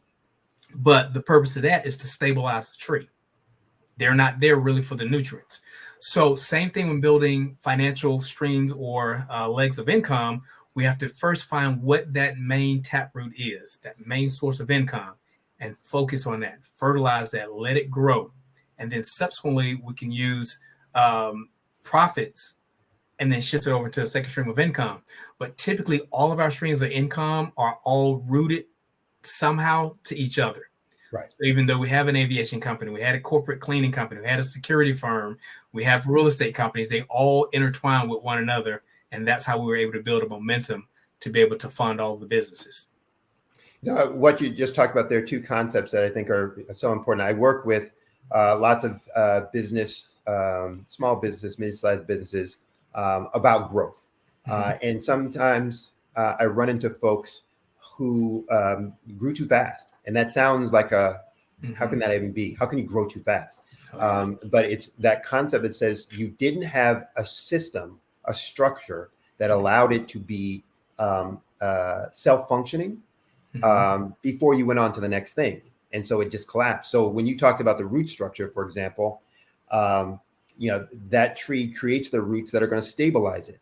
That just says, hey, I'm going to hold you sturdy and steady while the rest of it, the cash cow part of this tree, goes deeper and deeper to soak up more and more nutrients, more and more water to, for sustenance and sustainability. But that's their job. And if you're growing your business too fast, then you haven't set those roots that are going to stabilize you. And then, things can kind of collapse, et cetera. So I see that a lot within folks, that they're just, let's make some more money when things are going well, but you're not institutionalizing things. You're not, systematizing things so that it can be ongoing, whether you're there or whether you're not there, which becomes the basis of that not trading time for money. I can not be there and it's still now paying me my dividends and my results. You agree or? Absolutely. And one thing with that too, Mr. Warrensby, is that oftentimes people, when they hear multiple streams of income, in their mindset, they're always thinking that I have to have a 6-figure stream of income here, another 6-figure here. But the first leg of income may be 6 figures. The second one may be $40,000. The third may be only $5,000. But the whole goal is to have multiple sources and then ultimately feed into each one of those to ultimately grow them to maybe 5-6 figures. But I don't want people to fall under the assumption, assuming that, like you said, we're growing too fast and then your whole system collapses. Right. The whole point of a system is save yourself some time, energy, and money. Right. Well, and the other piece to what you were talking about there is the alignment of those businesses. So I had a client that was a couple of years ago, and that I was working with. And when I started working with her, I could not understand how these three lines of businesses fit together. They just didn't make any sense to me. Right. They had candles and dried flowers and interior design. And I'm like, well, I can see how I make them come together, but I'm not seeing how, they were making them. I mean, until it was probably into the second hour of me doing this assessment with them in their shop, asking them a ton of questions, watching them interact with us, that I finally was like, oh, I see now how this really does connect together with their values, et cetera, but they weren't communicating in their marketing. So it's important when you're creating these multiple lines that there's some synergy into what you, from your perspective, what your values are, what you're trying to accomplish, because it allows you to stay connected, stay efficient with what's going on, rather than just kind of being disjointed, and all over the map, with things. Exactly. All right. So talk a little bit about the author piece, because I'm amazed. I've written one small book, and for now the last 6 months, I've been trying to work on my book number 2 and 3. But you've written 44. Yes. Talk about that process and what kind of inspires you in terms of topics, and in terms of time, to write that, voluminous number of books. Gotcha. Yeah, my dad growing up, dad would always tell me, you have a book inside of you. He would always tell me that as a little boy. So I was like, what do you mean I have a book inside of me, Dad? He said, trust me, you have a book inside of you. So as a kid, 6, 7 years old, we used to get allowances. When I turned 8, 9 years old, Dad said, you know what? I'm not giving you guys an allowance, because I'm not going to pay you for something you're supposed to do anyway, which is like take out the trash, clean the dishes, things around the house. He said, if you want to continue earning a source of income, I want you guys to start writing an essay every week. So we would write an essay about whatever topic we wanted to. So I'm a middle kid, so I would always either gripe about my sister getting the best treatment because she's the baby, or my older brother getting the best treatment because he's the oldest. I'm just stuck in the middle. But whatever those writings were, it created my writing skill.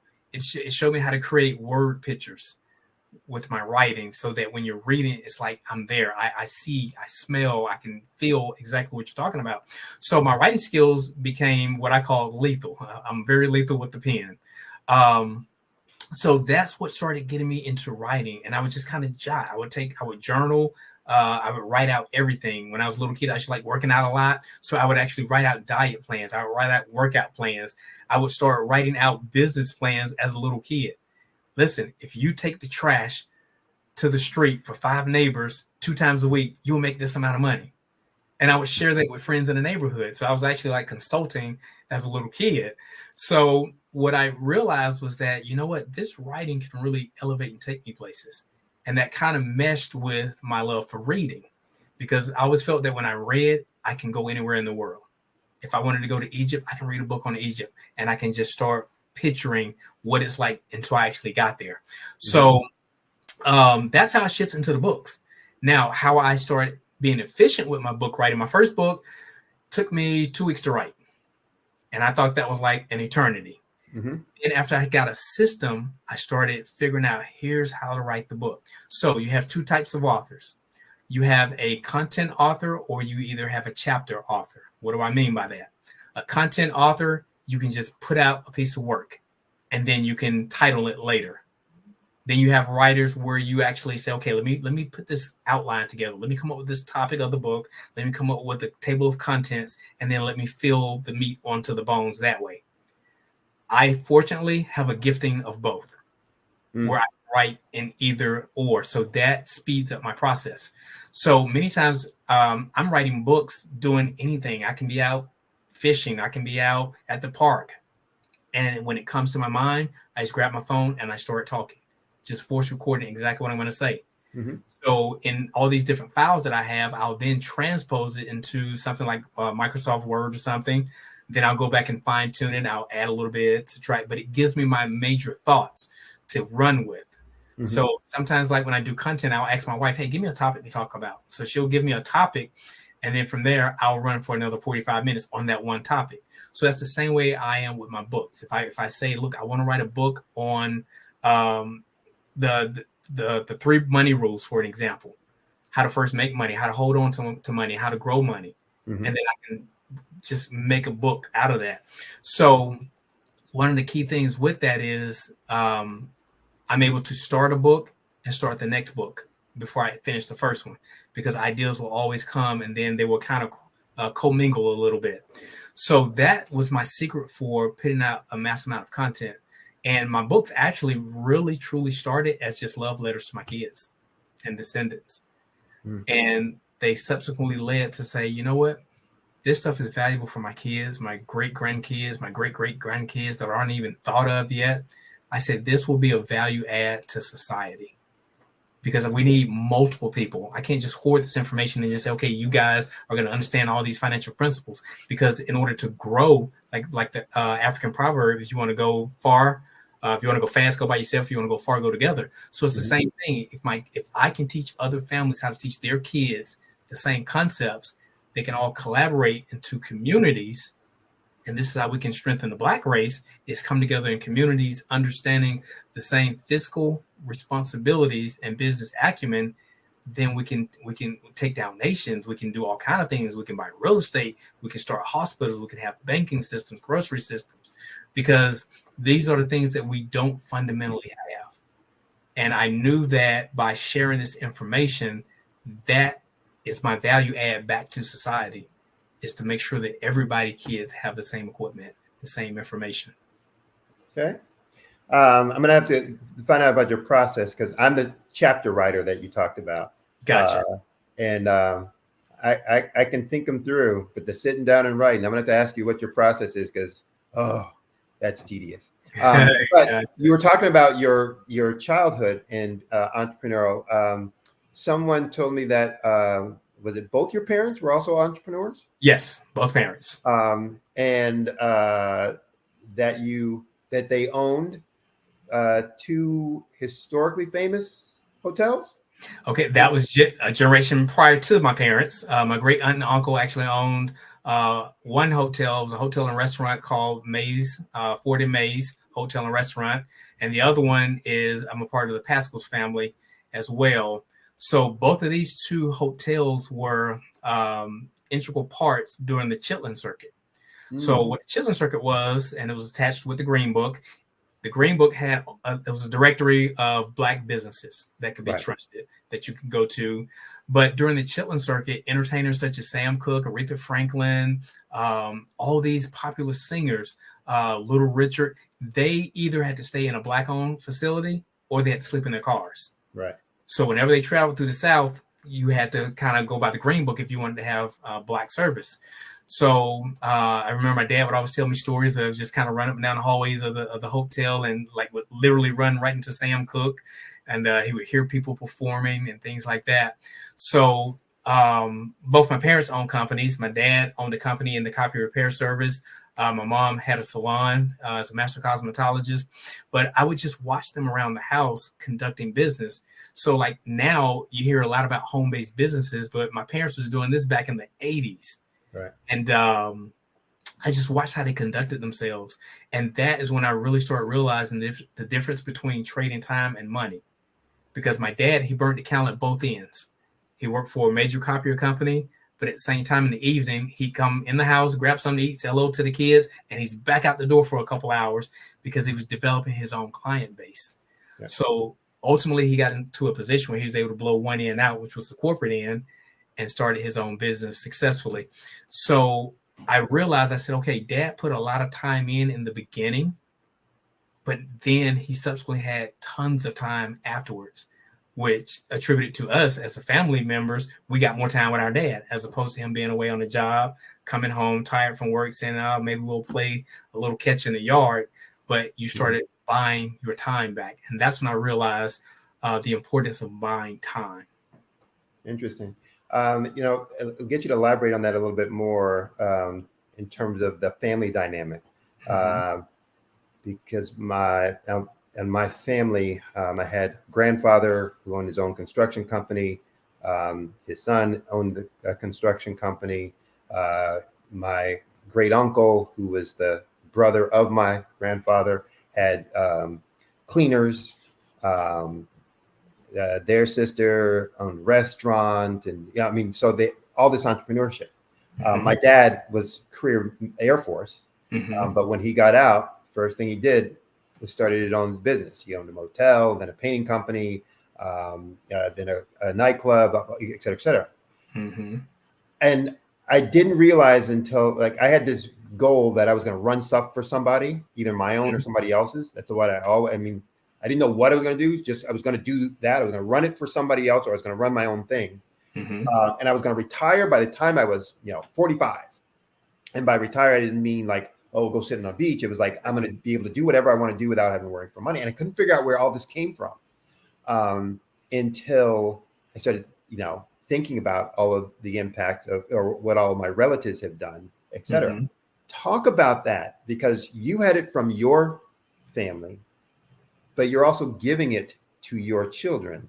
Talk about what you think the impact on generations are about the entrepreneurial spirit, the impact it has economically, the impact that it has kind of psychologically, and the impact it has culturally.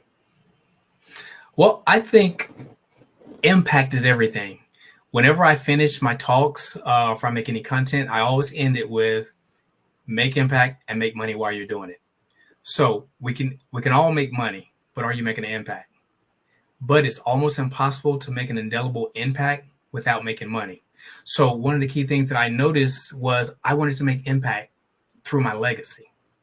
But oftentimes people don't start thinking about legacy until they're getting old and gray. And it's like, oh, okay, I think I got more years behind me than ahead of me. But I've always thought about legacy in advance. So I would say 80% of my wife and I's effort is going into our children and the things that they're putting together. So by saying that, when I say legacy, families like the Rothschilds, the Vanderbilts, the Kennedys, the Rockefellers, they all know their family history. They know their lineage. You can take a little 5-year-old kid and walk them down the Hall of Fame in one of their prestigious properties, and they'll say, hey, that's Uncle such and such. Hey, that's Auntie such and such. And what they did to the family was they built an oil company. So they know the dynamics of the family. Unfortunately, in our family, and when I say our, people that look like us, we tend to barely know anyone beyond our grandparents. And I want to make sure that my name goes down and echoes in eternity, but not just echo in eternity, but have impact so that kids can say, hey, listen, we live this way because of great-great-granddaddy Sean.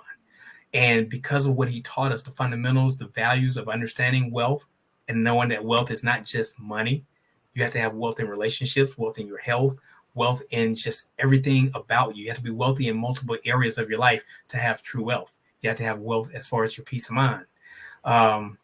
So with that, I felt that it was important that we continue the lineage and ensure that we give our children options. So at Kennedy and Caden, I would actually read to them while they were still in the belly, before they were born. They came out, I was reading to them. Before they could read, we're always listening to audio content in the vehicles. And then we submerged them with reading. Then I would ultimately just take them to business meetings. I would actually carry my daughter Kennedy in her little bassinet, and I would go to banking meetings. And it's like the whole bank knew my daughter more than me. It's like, where's the baby today? We'll do your banking business later.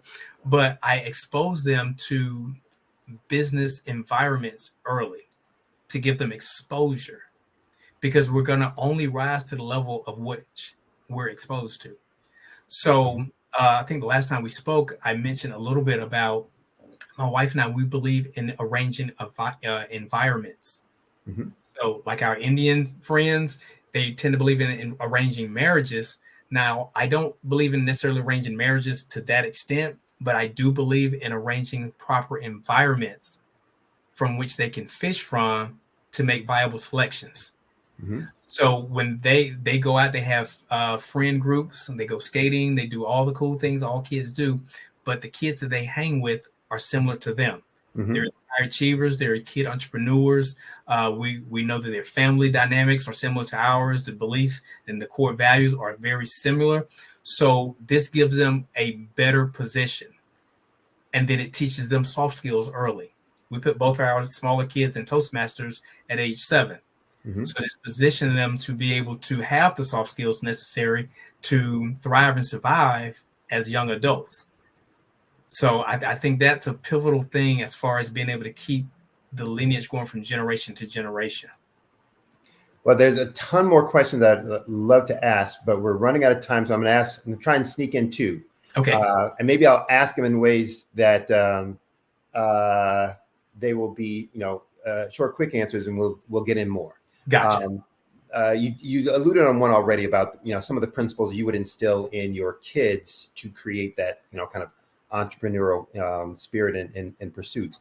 But talk about maybe the most influential, the most impactful, using your word, business lessons that you've learned throughout your whole entrepreneurial journey. Great question. Two points on that. I'm going to make one. One of my personal mentors, Dr. Dennis Kimbrough. Dennis Kimbrough, I asked him, I was a C student growing up.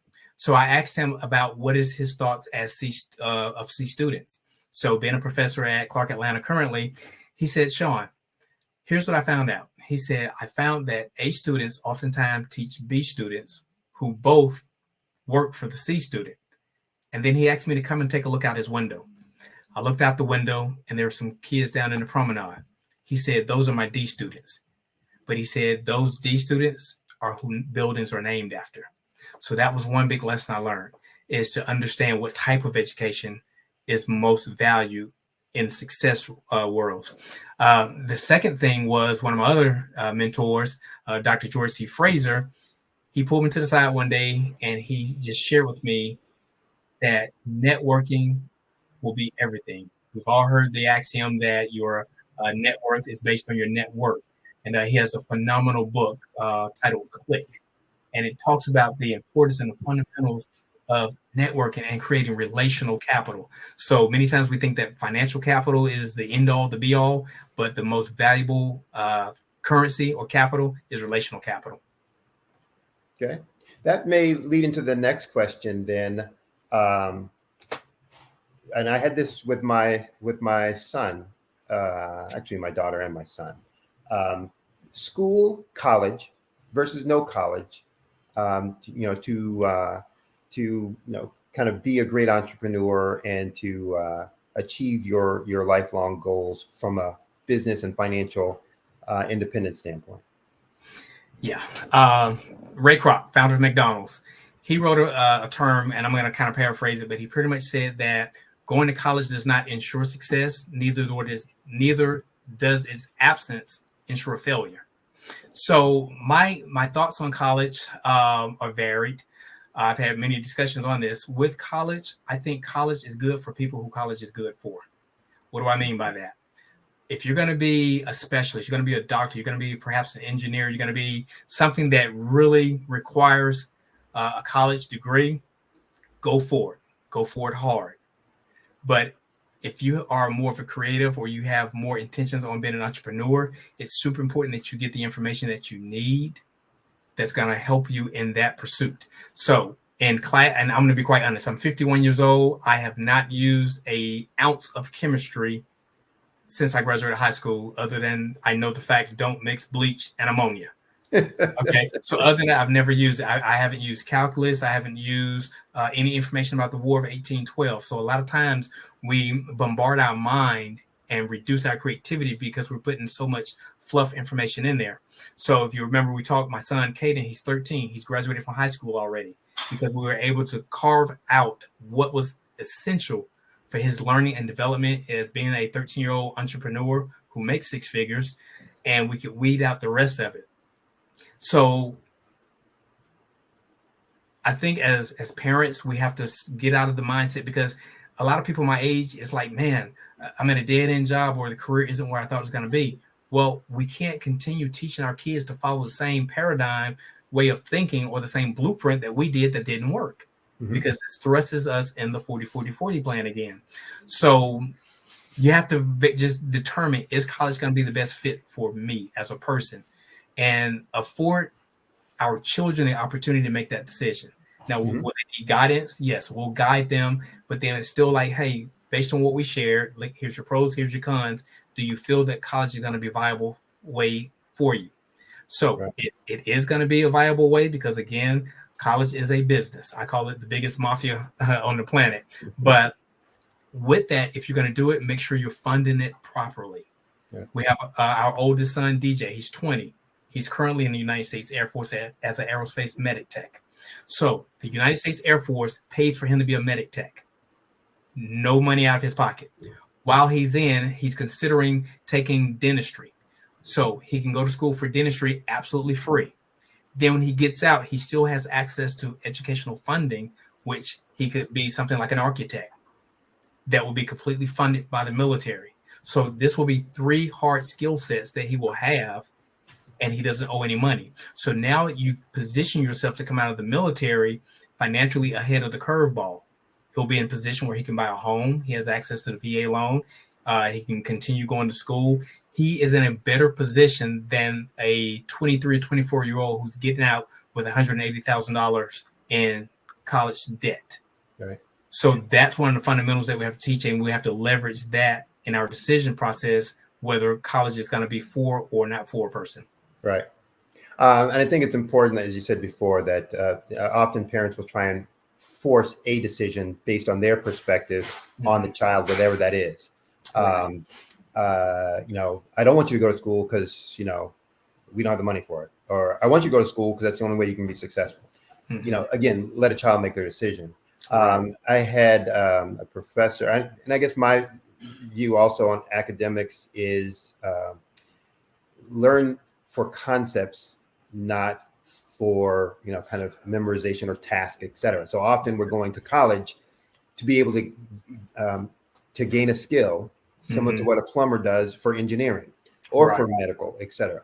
And so the War of 1812 wasn't important for a historical fact; it was important from a conceptual fact. What were the concepts around that drove that? What were the human behaviors and dynamics? What were the decisions that were being made in there and that caused one to be successful and one side to fail, etc. Those are things that conceptually you can start understanding. Hey, here's how things kind of work for good, for bad, for success, etc. That I can use and incorporate that. Probably more like a liberal arts degree than a finite degree. That we need to go. If we're going to go to college, go for something that you're passionate about, but don't go and learn. Here's the fact. Here's how you get a derivative of a calculus equation, or here's how you integrate a function. That's not important. It's what's the concept behind that, and how do you use that, incorporate that into kind of everyday decisions, etc. When you understand that, then you can start mastering the knowledge to be able to have the impact kind of things that I think you're talking about, for folks. If you're just going for a degree, okay, then when I see this situation, do this thing, and that's all I really know. Don't really understand. So. Right. As a matter of fact, my wife and I, and I'll close on this real quick. My wife and I, we just had a conversation this morning about C students. C student, that's one of my brands. But here's what I realized. There's a lot of people who have doctors who were C and D students. Right. You never think about that. We often think that, well, my God, you're a doctor. You must be an A student. But in actuality, a lot of doctors are D and C students. It's never your GPA and your letter grade isn't put on your degree. But there's a lot of people who barely eked by. So even a D is a passing grade. And I think that we have to shift our mindset to understand that. Right. And whatever you're going to do. My dad used to say all the time, coming from the background he had and being, in the military, if you're going to be a street sweeper, be the best street sweeper. That's one. Understand, master your craft, do whatever you're going to do. You need to learn, understand, master it, et cetera, and excel at it. Not just, I got it and And, it's unfortunate what you're talking about, but, then we get treated by C and D doctors and wonder why, we had the health complication that we just had, or why didn't that surgery go the way that I thought it was going to go? It's like, I don't know. Right. So you've talked about your wife and you and all of your entrepreneurial journey and duties. And there are people out there who will probably have one of two perspectives. Oh no, I would never work with my spouse. Or what a great idea to work with your spouse. Talk about some of the things that you and your spouse have had to deal with, come to terms with, that helped you in that entrepreneurial journey. But also talk about some things that you have to advise others, to deal with, maybe differently, or to be aware of if you're going to be working with a significant other as a partner. We absolutely love working together. Most people, like you said, they have the mindset of, oh my God, I could not dare do that. But here's the deal. We quickly identify our strong suits. I know I operate in lanes 3 and 4. She operates in lane 1 and 2, and we go. Now, in the event, if I have to make a lane shift into lane 2, I can do it for a short period of time to cover for her, just as she can shift over to lane number 3 or 4 and do the same thing. But we've learned that as long as we trust each other, not micro or macro manage either one, and know that, okay, this is your job. Your job is to bring the eggs and the milk. My job is to bring the flour and the oil. We mix together, we're going to make a cake. So one of the biggest things is it has helped us become even more closer, because we have the time freedoms, we have the money freedoms, that we actually have a lot of fun in the process. You know, we joke around a lot. We have a lot of laughter. This is a good example for the kids to see, because we're painting a picture of how a family dynamic can look by running a family dynasty. Some of the things I would always recommend to people is get to know your person, your personality types. There's a good book by Florence Lydiard. It's called Personality Plus. So you understand those 4 main personality traits. You will find typically when you have a great relationship with a person, you guys are actually opposites. You have similarities, but there's a lot of polar opposites. So myself, I'm the rah, rah, rah driver guy. My wife is the voice of reason. And I always tell her, I say, I think God speaks to me through you consistently, because I'm just the fire. So it's like I'm fire, she's ice, but when we come together, we have a nice temperature. So in building a business as couples like that, I think it's important, because so many times a male could build a business. His wife may not know anything about the business.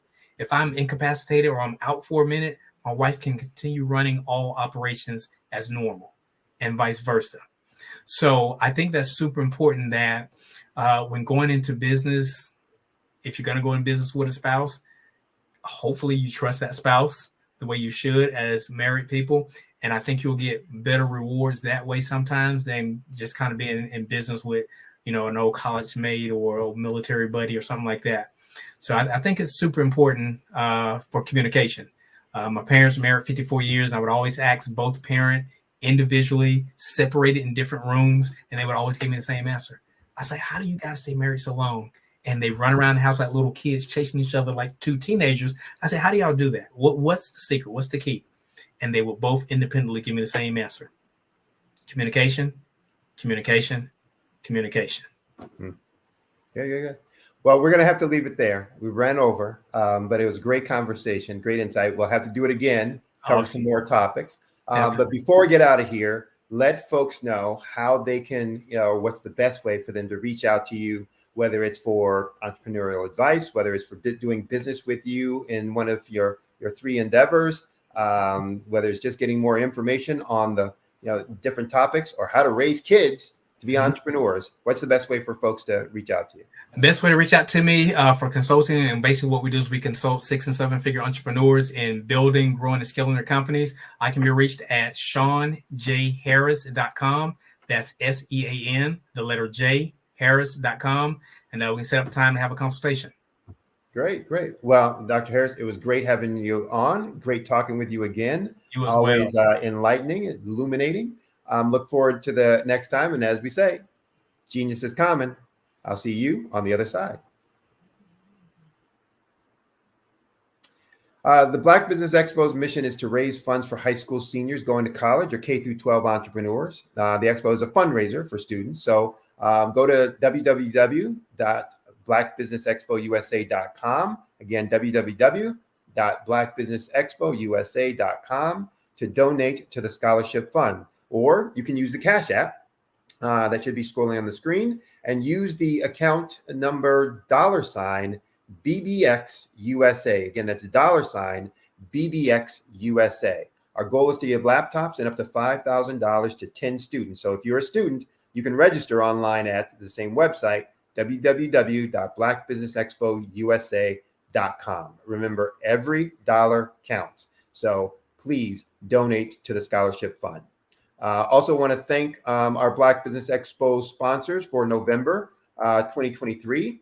Those sponsors include NC100, Moody Capital Partners, Suede Soul, Lotus Richer Coaching and Training, Carolina, Virginia Minority Supplier Development Council, Step Management, the Hello LLC, Barbara H. Smith LLC, Margie McLean Foundation Inc., Genius is Common, Earth Essentials, 5-Star BDM Media, Milani Shani Global, the Executive Women's Success Institute, the Quality Coaching Company, Superwoman Business Services, Creative Force Studios, Lee Entertainment, Artistic App Design, and Black Business Expo USA. Genius is common, and I'll see you on the other side.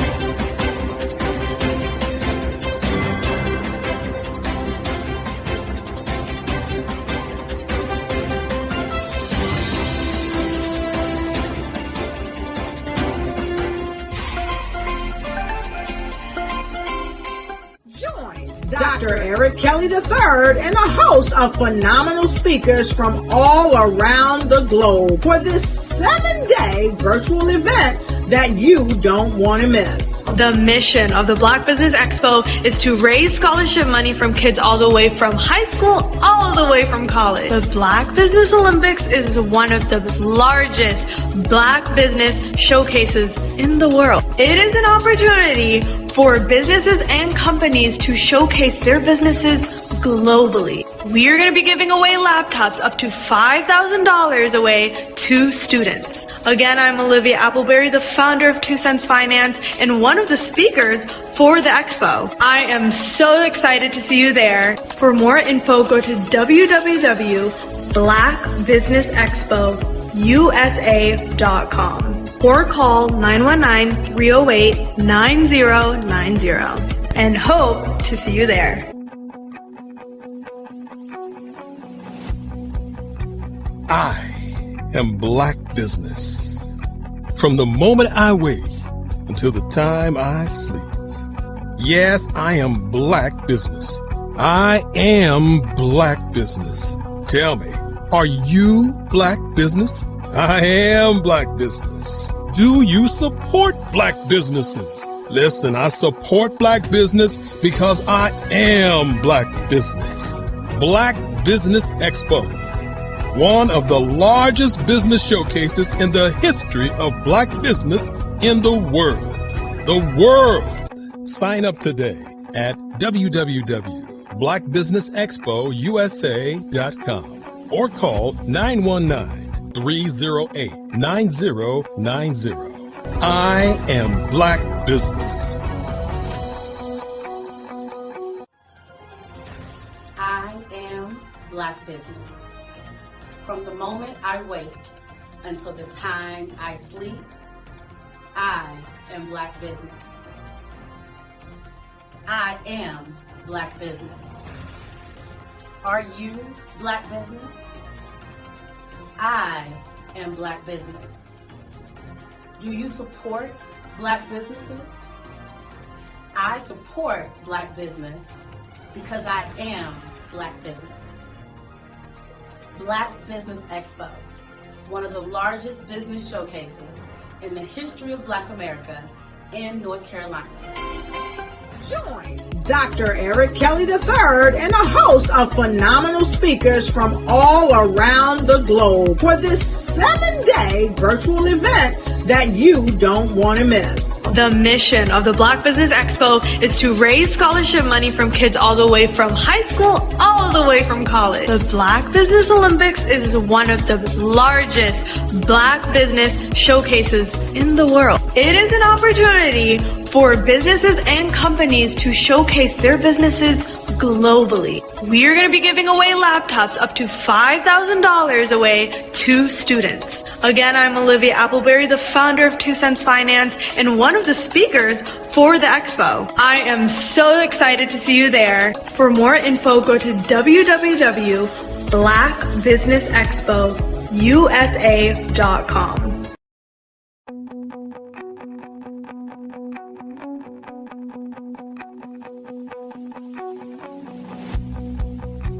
I am Black Business. From the moment I wake until the time I sleep. Yes, I am Black Business. I am Black Business. Tell me, are you Black Business? I am Black Business. Do you support Black businesses? Listen, I support Black business because I am Black Business. Black Business Expo. One of the largest business showcases in the history of Black business in the world. The world! Sign up today at www.blackbusinessexpousa.com or call 919-308-9090. I am Black Business.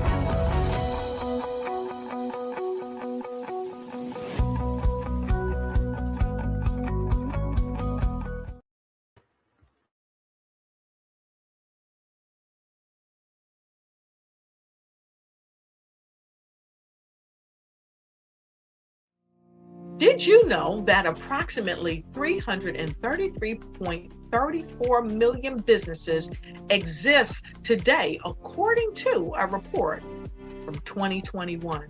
And you may be one of those businesses, or maybe you're not in the business market yet, but you're aspiring to be a business owner.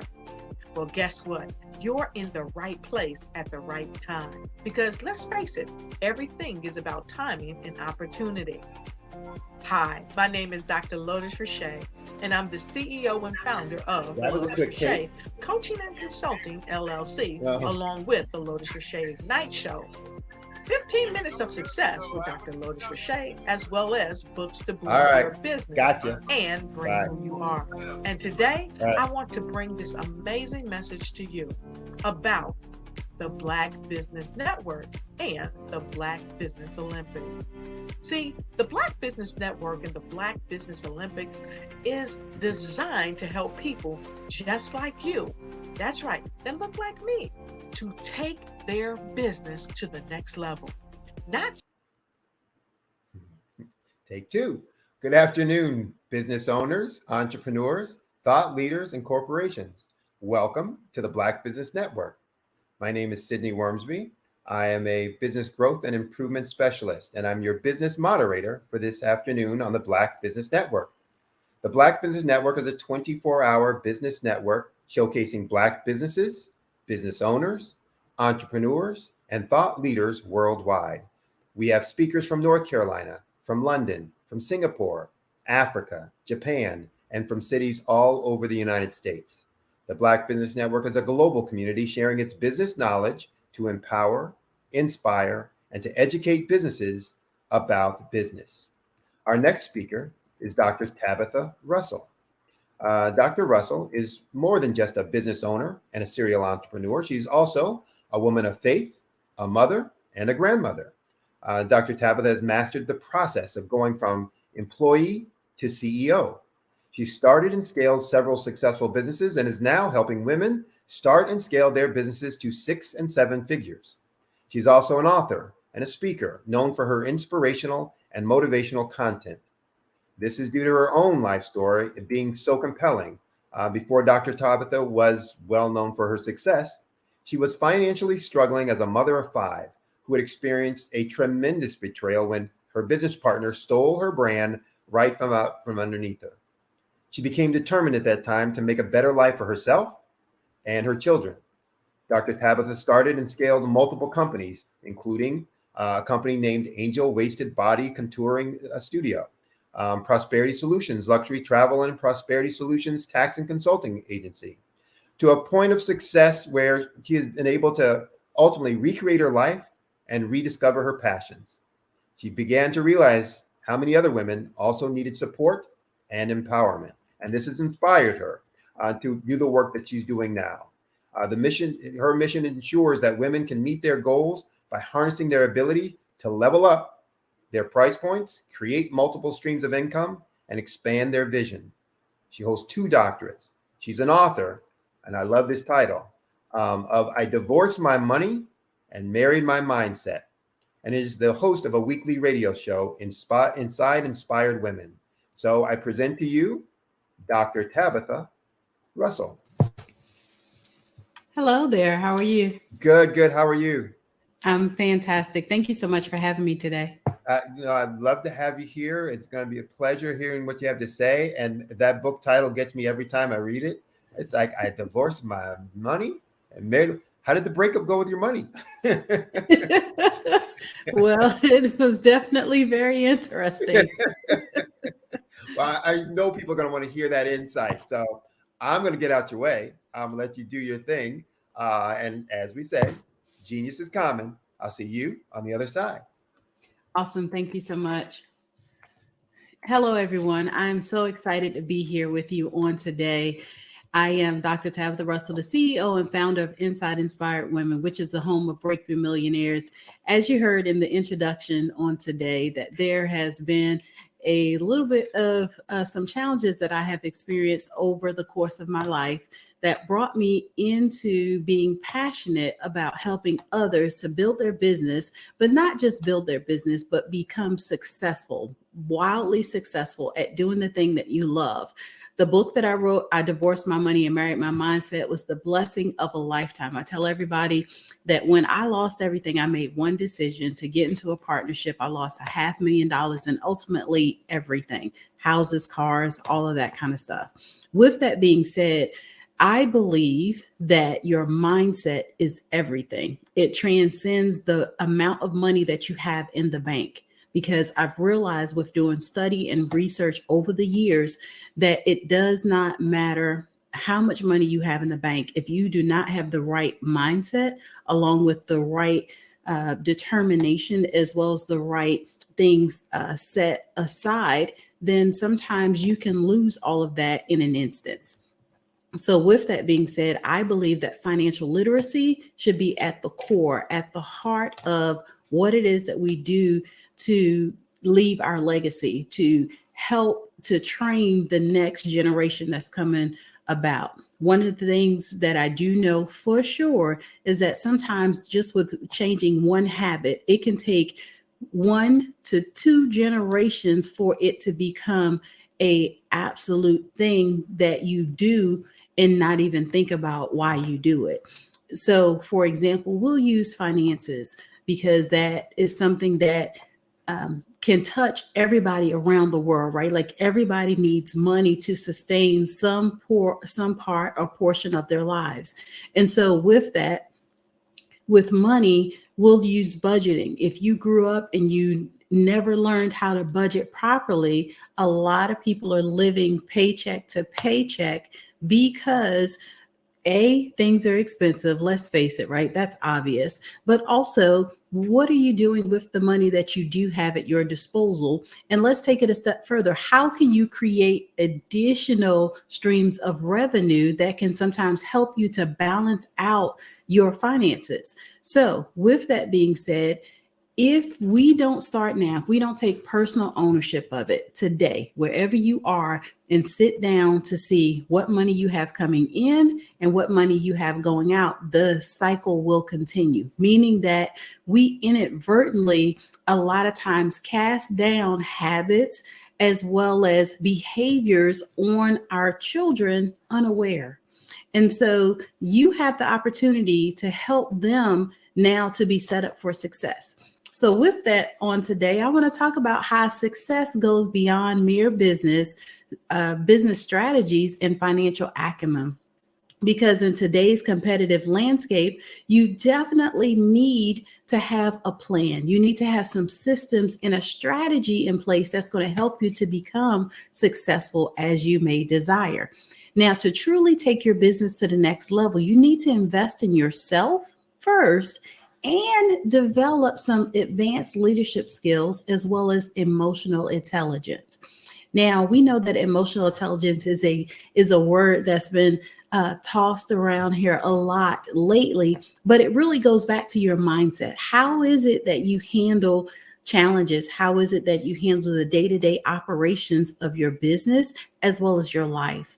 Because some of those things can affect the way that you do business, the way that you interact with others, as well as the relationships that you are able to set up through things like collaboration and networking.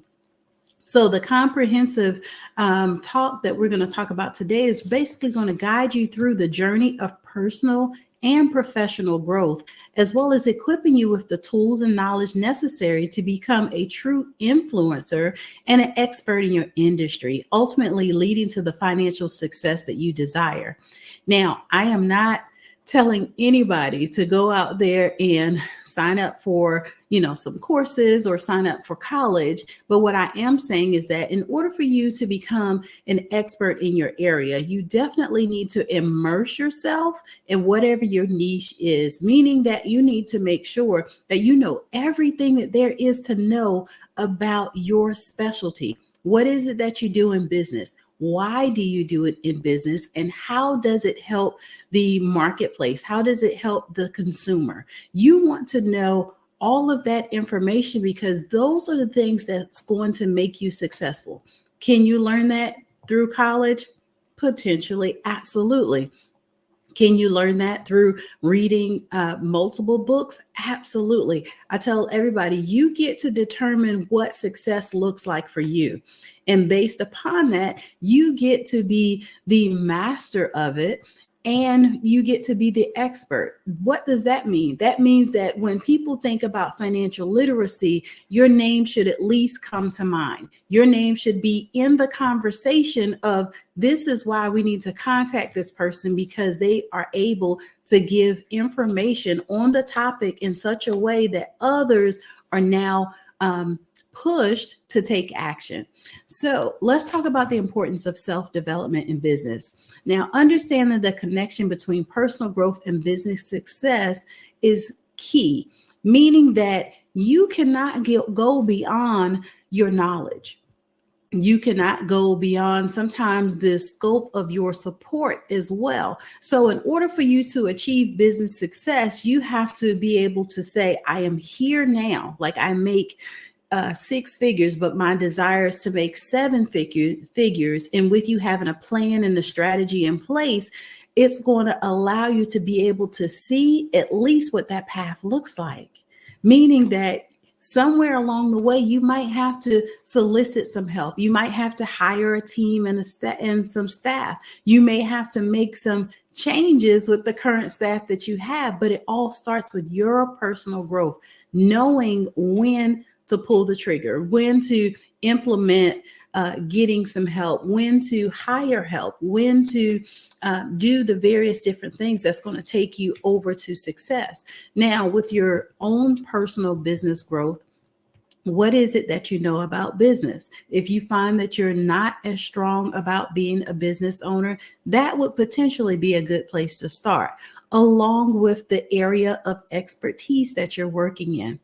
In our corporation, Inside Inspired Women, one of the programs that we have is Breakthrough Millionaires. And in that particular segment, we help people with a step, a blueprint, you will say, is 12 steps, but it's a blueprint that helps them to now go from where they are with the idea and concept into an actual implementation, meaning that we help them to set clear goals for their self-improvement as well as their business growth along the way. Creating a growth mindset also is some of the things that we talk a lot about because we want to know that challenges will happen, right? If we look at statistics, the numbers are staggeringly high on businesses that fail within the first 2 to 3 years, we'll say. It's in the 60% range. So with that, how is it that you can set yourself up for success? Well, it starts with having a positive mindset. It does not matter what happened to everybody else in your niche, for example, but you can learn from some of those things that did happen, meaning pull out the best practices. And then those things that you find that did not serve them and or either yourself are the things that you look forward to getting rid of. And that you, as long as you're open to change and being flexible in the journey, success is inevitable, meaning that you are on a clear path for success because you're constantly looking at and weighing out your options on what works and what does not work. So with that being said, you now have the mindset stabilized, right? Set the foundation to overcome the challenges that could potentially come your way. Now, there's also another step that you can take in there with advanced leadership skills. Now, I can not tell you how important it is to make sure that you're constantly investing in yourself from the standpoint of how to take the business to the next level. If you are not a good manager of accounting, if you're not a good manager over how to handle the business money, then solicit some help. I will say for a while, a lot of us were in the mindset that we had to do everything. Well, in today's society and fast moving pace of business, you don't necessarily have to do all of it yourself. I tell everybody that you should be okay with falling in love with paying somebody for their knowledge when you don't know how to do something. It's very easy for you to be able to spend some time and look the stuff up, right? Learn a new skill, do some research, different things like that. But in the grand scheme of business, success loves speed. And so in order for you to successfully scale at record speed or lightning speed, you will find that people that do success or successful rather, they get people to help them, right? Like they pay them to be able to do some things that they could potentially take off their plate. Now they can focus on something else. And so with those combined efforts, they achieve success a little bit faster. Now, let's talk about leadership skills, right? Exploring different leadership styles and their impact on your team and your business could be huge, right? As well as developing effective communication and decision-making skills. This goes back to if you don't know how to do something, it's okay to solicit someone to help you to make an informed decision. I quite often say that it's okay to write down the pros as well as the cons. And at least that way, you can make an informed decision based upon the information that you have in front of you. If you find that you don't have enough information on being able to make a decision, ask questions. And if you're still not getting the answers, sometimes that may be a good indicator that you might have to wait. But be okay sometimes with not being okay when it comes to moving forward in your business as well as in your communication, meaning that if you come to an impasse, put a pin in it, draw a line potentially, and come back to it if necessary. But leading by example and inspiring others to buy into the vision will help you to be able to now not just achieve success by yourself, but take someone along with you. I've learned over the years that if you are out there and you are a leader and you're wildly successful and you're not taking the time to impart and help others, then it will definitely not benefit the generations to come, those that are following behind us, right? So this is one of the reasons why we have our corporation Breakthrough Millionaires being one of the programs that we offer, is that we focus on financial literacy in the mindset that comes along with it, meaning that I was not taught about money when I was growing up. However, I saw my mother as well as my father to be excellent stewards over money based upon the resources that they had available to them. But we never talked about it. It was not a conversation around the dinner table. It was not a conversation at the cookouts or anything like that. So when I experienced the challenges that I went through, it was somewhat kind of difficult because I didn't know how to express what I was going through. I didn't know how to verbalize that I needed help when I needed help. And so it put me in a very compromising position to where once I was going through it, now I had to do some things to figure it out. I had to frantically get some things in order. The one thing that I did know is that when I left corporate America, I was doing pretty well and I was very successful at the job that I was doing. So as an entrepreneur, I knew if I couldn't do anything else, I could go back to corporate America, make some, get some insurance and make six figures, right? Let's not get it twisted. So that's what I did. And sometimes it's okay to go back and punt for a moment so that you can get your footing, set a new foundation, because I have always been an entrepreneur at heart. I learned in middle school and in high school that entrepreneurship was something that I wanted to do. I went to school in the inner city, Philadelphia. I had the opportunity to be a part of a gifted and talented program where it allowed me to go to Northeast Philadelphia to school with a lot of people that did not look like me. My school was 3% Black. And so with that, I'm passing by huge houses. My classmates are driving to school and different things like that. So it sparked an interest in me at a very early age to want to know, how can they afford to live in a house like that? How can they afford to drive those cars and do the various things? And having conversations with my classmates was like, oh yeah, my parents, they own blah, blah, blah business. Oh yeah, my dad does blah, blah, blah. And it was all about the business world. And so I knew right then is that was something that I wanted, because I did not see that where I was coming from. Now, I also grew up not thinking that we were poor or things were so bad or anything like that, because we grew up in a Brookstone. So I would have to, when I wanted to go hang out with my friends, I would go over to the Jets, right? Meaning the projects, and hang out with my friends and stuff like that. So I grew up kind of seeing a different side of life that I didn't know that things were not 100%, meaning that I wasn't very as affluent as I thought I was.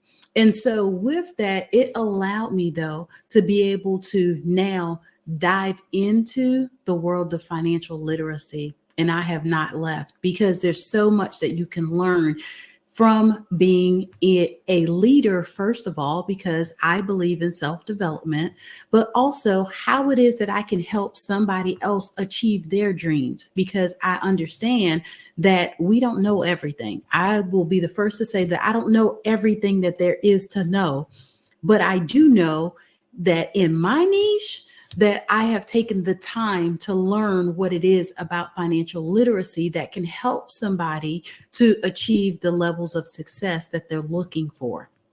Now, I also talk a lot about emotional leadership skills.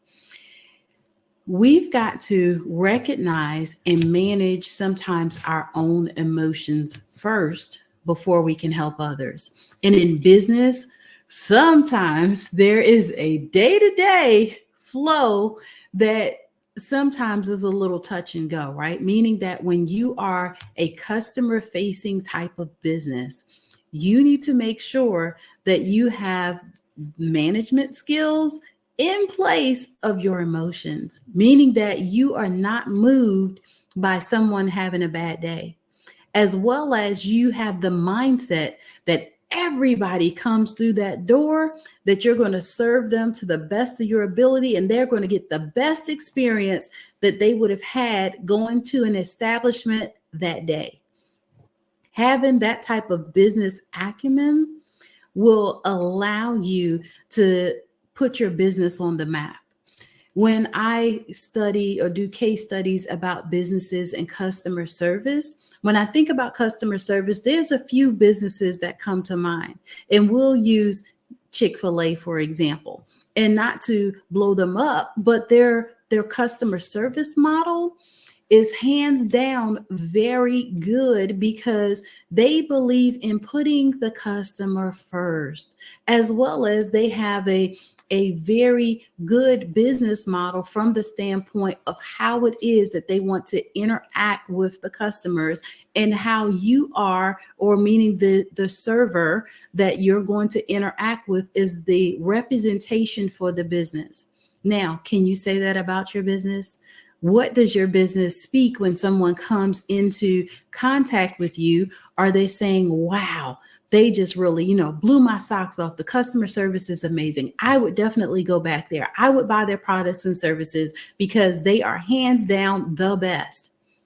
If not, then we have work to do. That's the sad and sometimes sobering factor that we've got to make sure that we remember when it comes to doing business, because let's face it, people have lots of options of where they can do business today. Why should they choose you? Why should they come to your business, come to your establishment, be on your platform, or do whatever it is that you are offering on a regular basis? And so sometimes you have to ask yourself that question when we're talking about emotional intelligence, and you want to make sure that you build strong relationships with people so that way they look forward to coming back. They look forward to interacting with you because they know that they're going to get 110% of good business. Now, I believe that along with giving good service, what does your brand say? So when you're building your own personal brand, you have the opportunity to become the authority in that particular area. So when you are working through putting all of this together, you want to define your own unique personal brand, right? What does your brand say about you? Does your brand say integrity? Does it say it's of character? Does it say that it is solid? Does it say that it is reputable?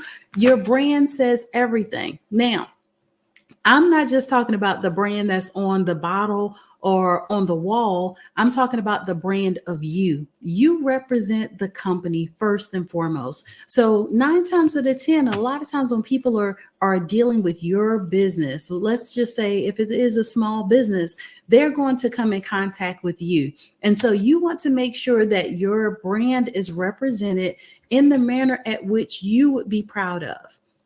And so as you are establishing yourself as an industry authority, you want to make sure that when people are looking for those services that you offer, that they immediately think of you because you are leading the pack, not only in just knowledge, but also in your customer service and your customer service abilities. And you also want to leverage your platform, leverage your products, and ask for referrals. There's nothing wrong with asking somebody to refer somebody else to you.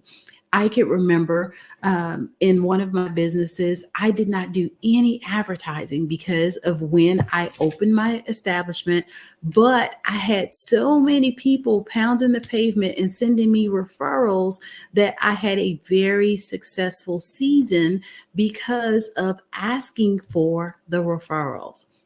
Now, we know that we have things like social media, right? Social media allows us to now put our information out there and it to go worldwide in an instant, right? We call it going viral. Well, how is it that your business could go viral, right? Like, have you considered that? We know today that if a person has a bad experience and they put it on social media, like 100,000 people are going to see it. If they have a good experience, sometimes only 100 or 1,000 people may see it. Do you see the numbers there? That there's not really a apples to apples kind of comparison. So that means that sometimes we got to turn up the dial just a little bit in order to shine and stand out when it comes to our business. So what am I saying today? I am saying that you can use social media to get the exposure that you need for your business as well. And if you're asking for referrals, hey, ask them to leave you a good review on social media or on places like Google or Yelp. And that also helps you to get some additional exposure that maybe you may not have been able to get had that person not come in the door. Because I will tell you that you never know when you may have an interaction with the next influencer. And speaking of influencer, let's talk about the art of influence for just a moment, because I believe that your influence is major, right? We talk about sometimes our sphere of influence and what that does when it comes to business. But influence is really talking about the techniques for persuading others positively. And sometimes it could be negative, but we want to speak on the positive part of it on today.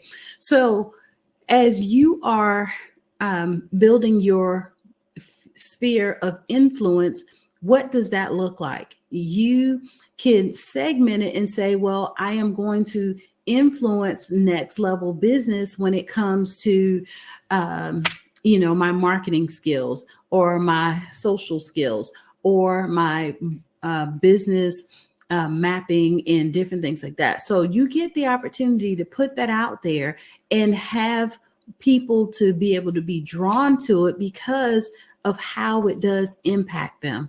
As well as your sphere of influence talks about building trust and credibility in your business relationships. I know that collaboration is the new currency, right? It allows us to be able to connect with others and grow our business in such a way that sometimes you may be surprised at how one person could literally change the path of your life in the course of your business success. So never discount the opportunity to connect with someone else, because it could allow you now to be able to be introduced to hundreds of people and potentially thousands of people, like here on the Black Business Expo. We have the opportunity to be in front of millions of people around the world. Your business is the same way. And so with that, you want to make sure that you are taking the time out to sometimes just say thank you, to build that relationship.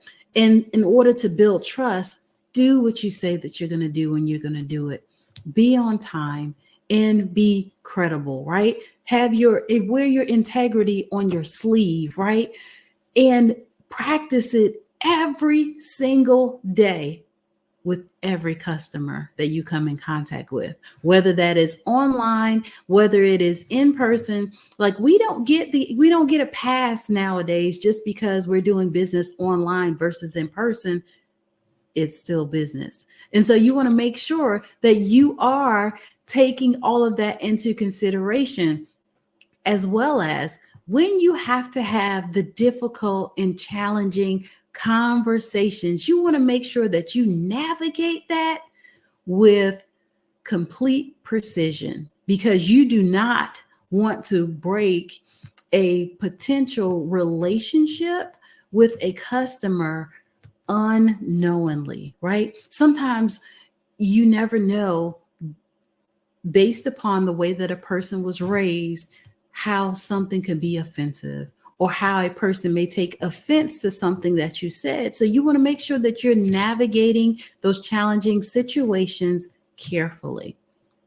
Now, I also want to talk about something that, of course, is near and dear to my heart, and that is financial success and the wealth mindset.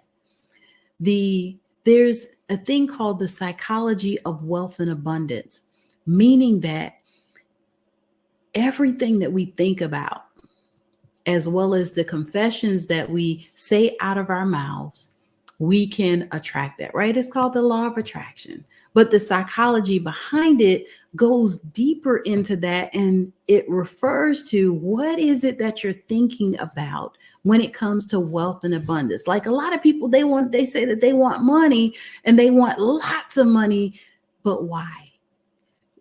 If you were to be given a unspeakable amount of money today, what potentially would that do for your life? And how will you use that to make an impact on others besides you getting a new house and a new car, right? Would you really be set up or put on a path to where you're going to change the lives of others and really mean it?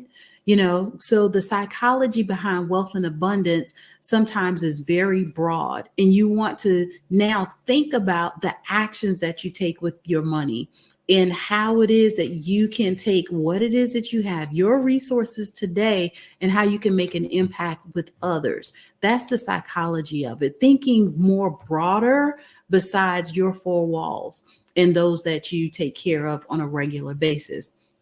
As well as you also want to make sure that you have a financial plan aligned with your goals, whether that is your business goals. Since we are talking about business on today, you want to make sure that your financial plan is aligned with that and that you're managing your money wisely for long-term success. Not today, not tomorrow, not next month or the month after that. You want to make sure that for the long haul, you want to be in there for success, because sometimes it takes a little while for business to catch, meaning that you may be successful today and your bank account could be overflowing to the brim. However, if you don't set your business up for long-term success, then this is where that it could potentially allow you to reach some stumbling blocks sooner than later. So having a long-term plan is going to help you.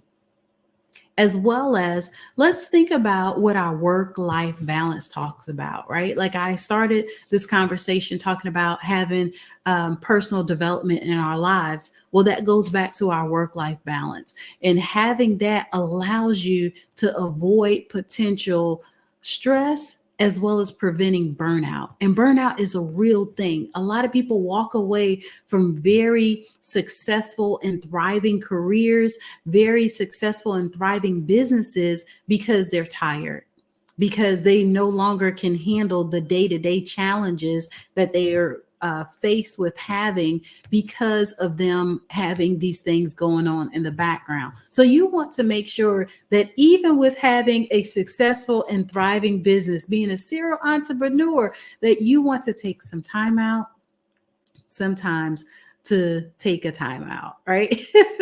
And sometimes take a little bit of time off. So you want to make sure that you have a balance between professional and your personal commitments, as well as you maintain your health and well-being to support your business growth.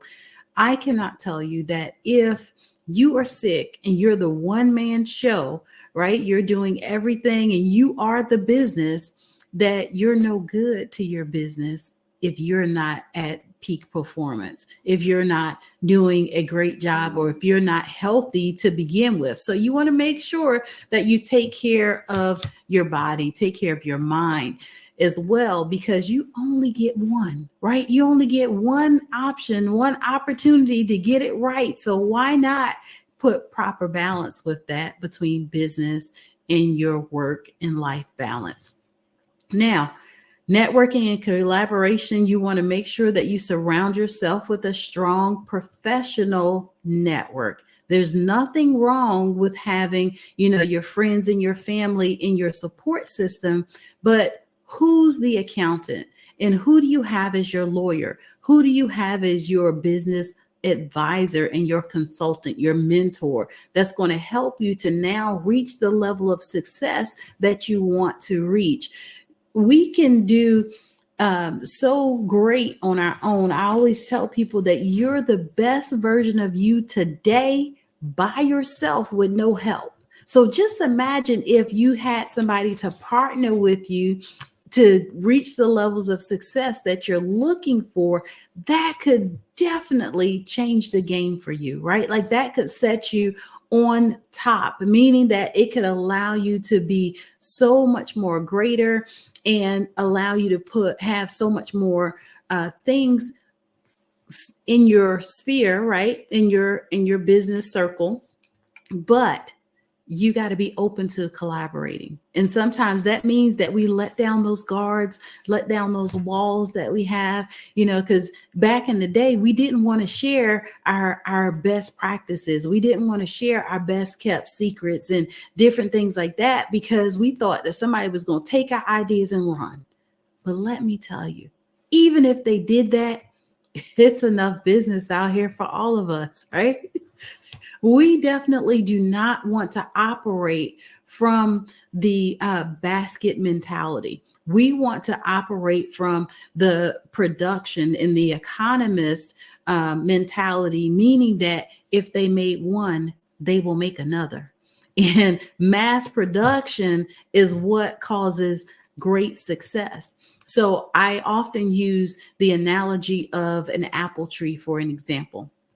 An apple tree produces many apples. If you pull one apple off that tree and you cut that apple into 4, for example, you're going to see the seeds on the inside. And just from one of those seeds, you can plant another apple tree, which causes another harvest, which allows many more people to enjoy it. So therefore, business is the same way. Just because 20 other people does the same business that you do, that means that is a great market for you to now be able to flex your skills in there, as well as create a niche in that particular market and become wildly successful as well, because of you being a good steward in business.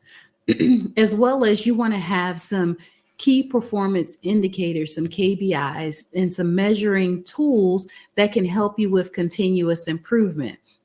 And that continuous improvement equals growth, right? So you want to make sure that you are constantly doing surveys or constantly doing some sort of measuring tactics that can help you to improve on your business and always look to innovation, right? Adapt to the changing market conditions and the changing market trends.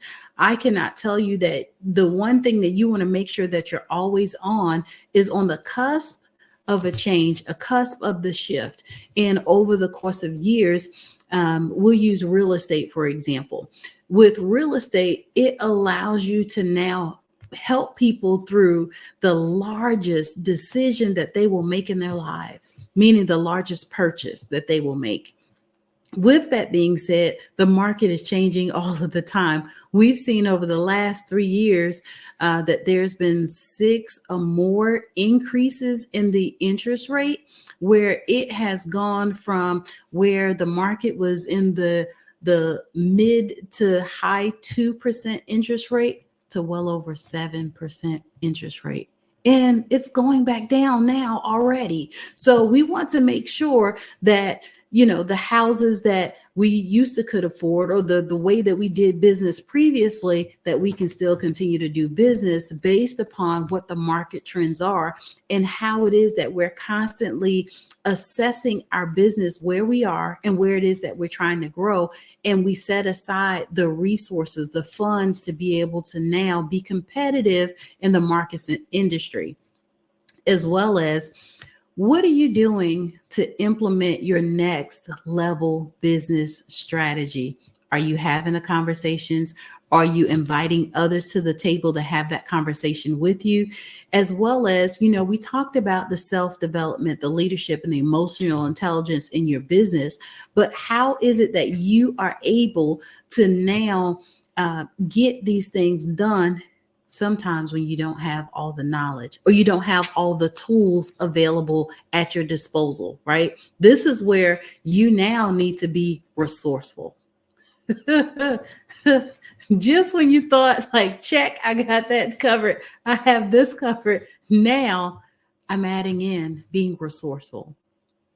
Who do you have in your circle that can help you to get to the next level? Who do you know, or who do you know that knows somebody that could potentially help you to get there? Do you see how all of this works together? How collaboration, how self-development, how leadership, how emotional intelligence, how all of that goes together?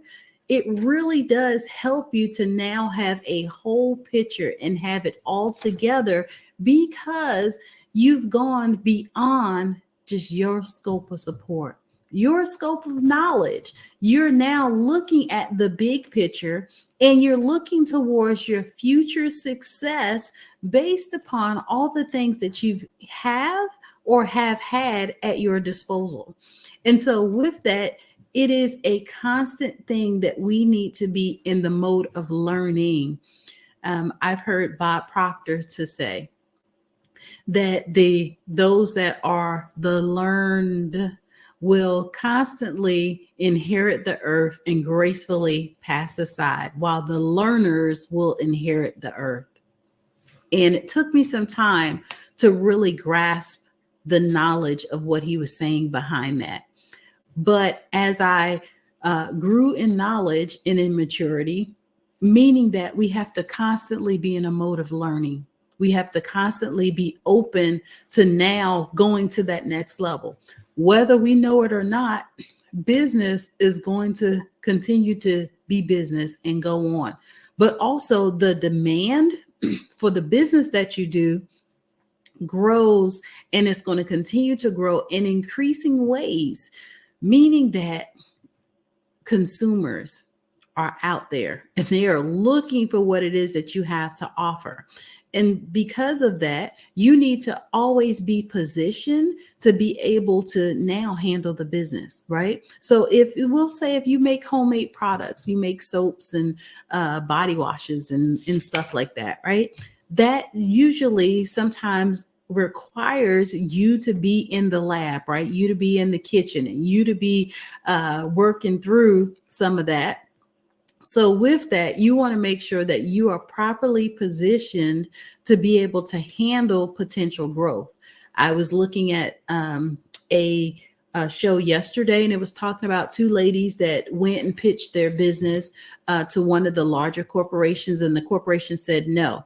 They did not stop from continuing to make their body butters and their lipsticks and all of that kind of stuff. And now they have a $10 million valuation on their business. What happens if you continue to put in the work and you continue to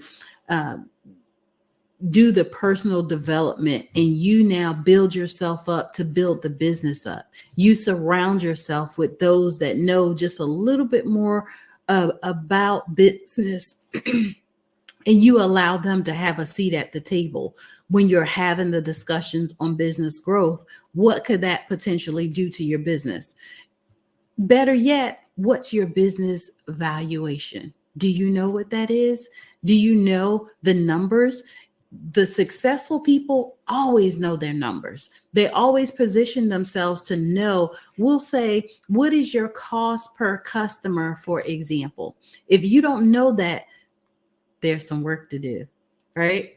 I always say that we have opportunities to build on our business and make it a little bit better and a little bit better, right? You don't necessarily have to conquer the mountain all at once, right? Whatever you find that is a challenge in your business, you want to take the opportunity to take those challenges head on. You cannot turn a blind eye to a problem in your business and feel like it's going to go away, because it won't. It doesn't. And potentially the problem or the challenge could get bigger. And so what I'm saying is that especially now, we're at the end of the year, getting ready to go into the next year. So you want to make sure that you set yourself up for success by having a successful year. In my business, we're already projected out through third quarter of next year already, meaning that I have conferences that I'm speaking at.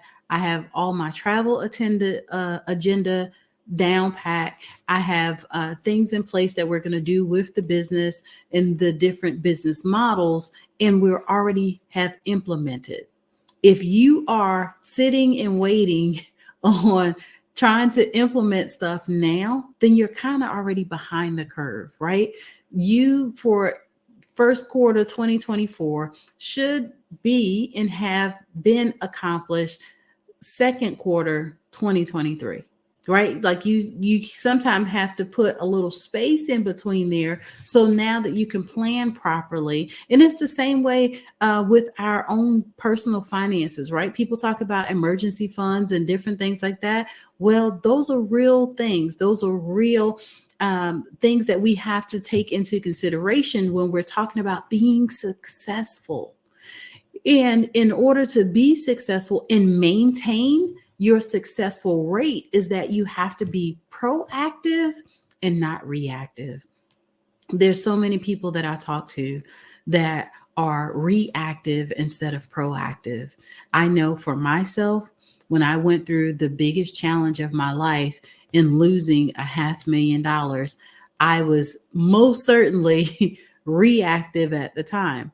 But it taught me so many valuable tools about being proactive, right? Meaning that I have things in place that helps to now fortify challenges and alleviate sometimes the losses that comes along with that.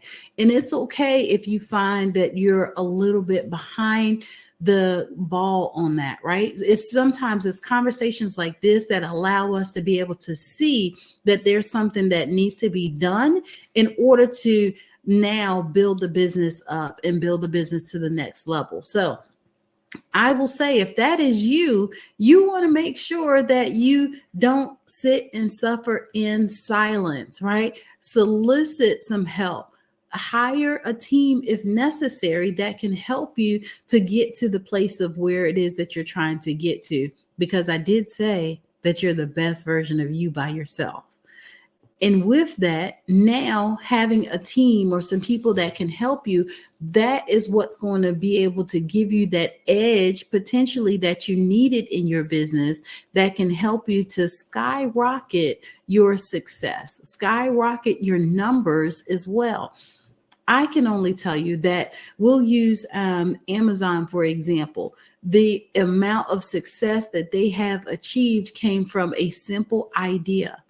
And doing the research on them, that they started off as a company that was selling and distributing books. And they have grown to a massive conglomerate that is offering all kinds of products from around the world. And so with that, you have the ability to have that same kind of success, but you have to want it, right? You've got to be input, or you have to position yourself to where you could experience that level of success by mastering your craft, first of all. And secondly, what's your growth plan? And at what rate do you plan on growing? Whether that is 2% or 100%, either way, you have a strategy and a plan that's going to work with you, right? I did talk about how it is that you set yourself up to pull the triggers, right? Pull the triggers for when you need to hire someone and when you need to solicit help. All of that helps you to become successful. I often say that when you create your plan, your strategy for long-term success, there's no looking back. There's no, you start a little bit now and then you pull off the trigger. Like, it is impossible for you to grow when you're cutting back. It's impossible for you to grow and move forward when you're in a lack mentality, you're in a lack mindset. Like, your mindset has always got to be turned towards the future. Even with having a coach helps you, or is a person that comes alongside you and helps you to hold you accountable and helps you to implement a strategy that is going to help you to obtain the level of success that you want. But if we're constantly thinking that, no, we can't do this, no, we're going to, pull back and all these things, then now you're potentially missing out on what it is that you're trying to do, right? It definitely does make a difference, because without that, I don't know that you'll have the opportunity to be successful or not. And then at the end of the day, why is it important for you to do business?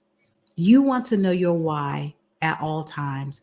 And your why has got to be bigger than, I just want to make money. Your why has got to be bigger than you.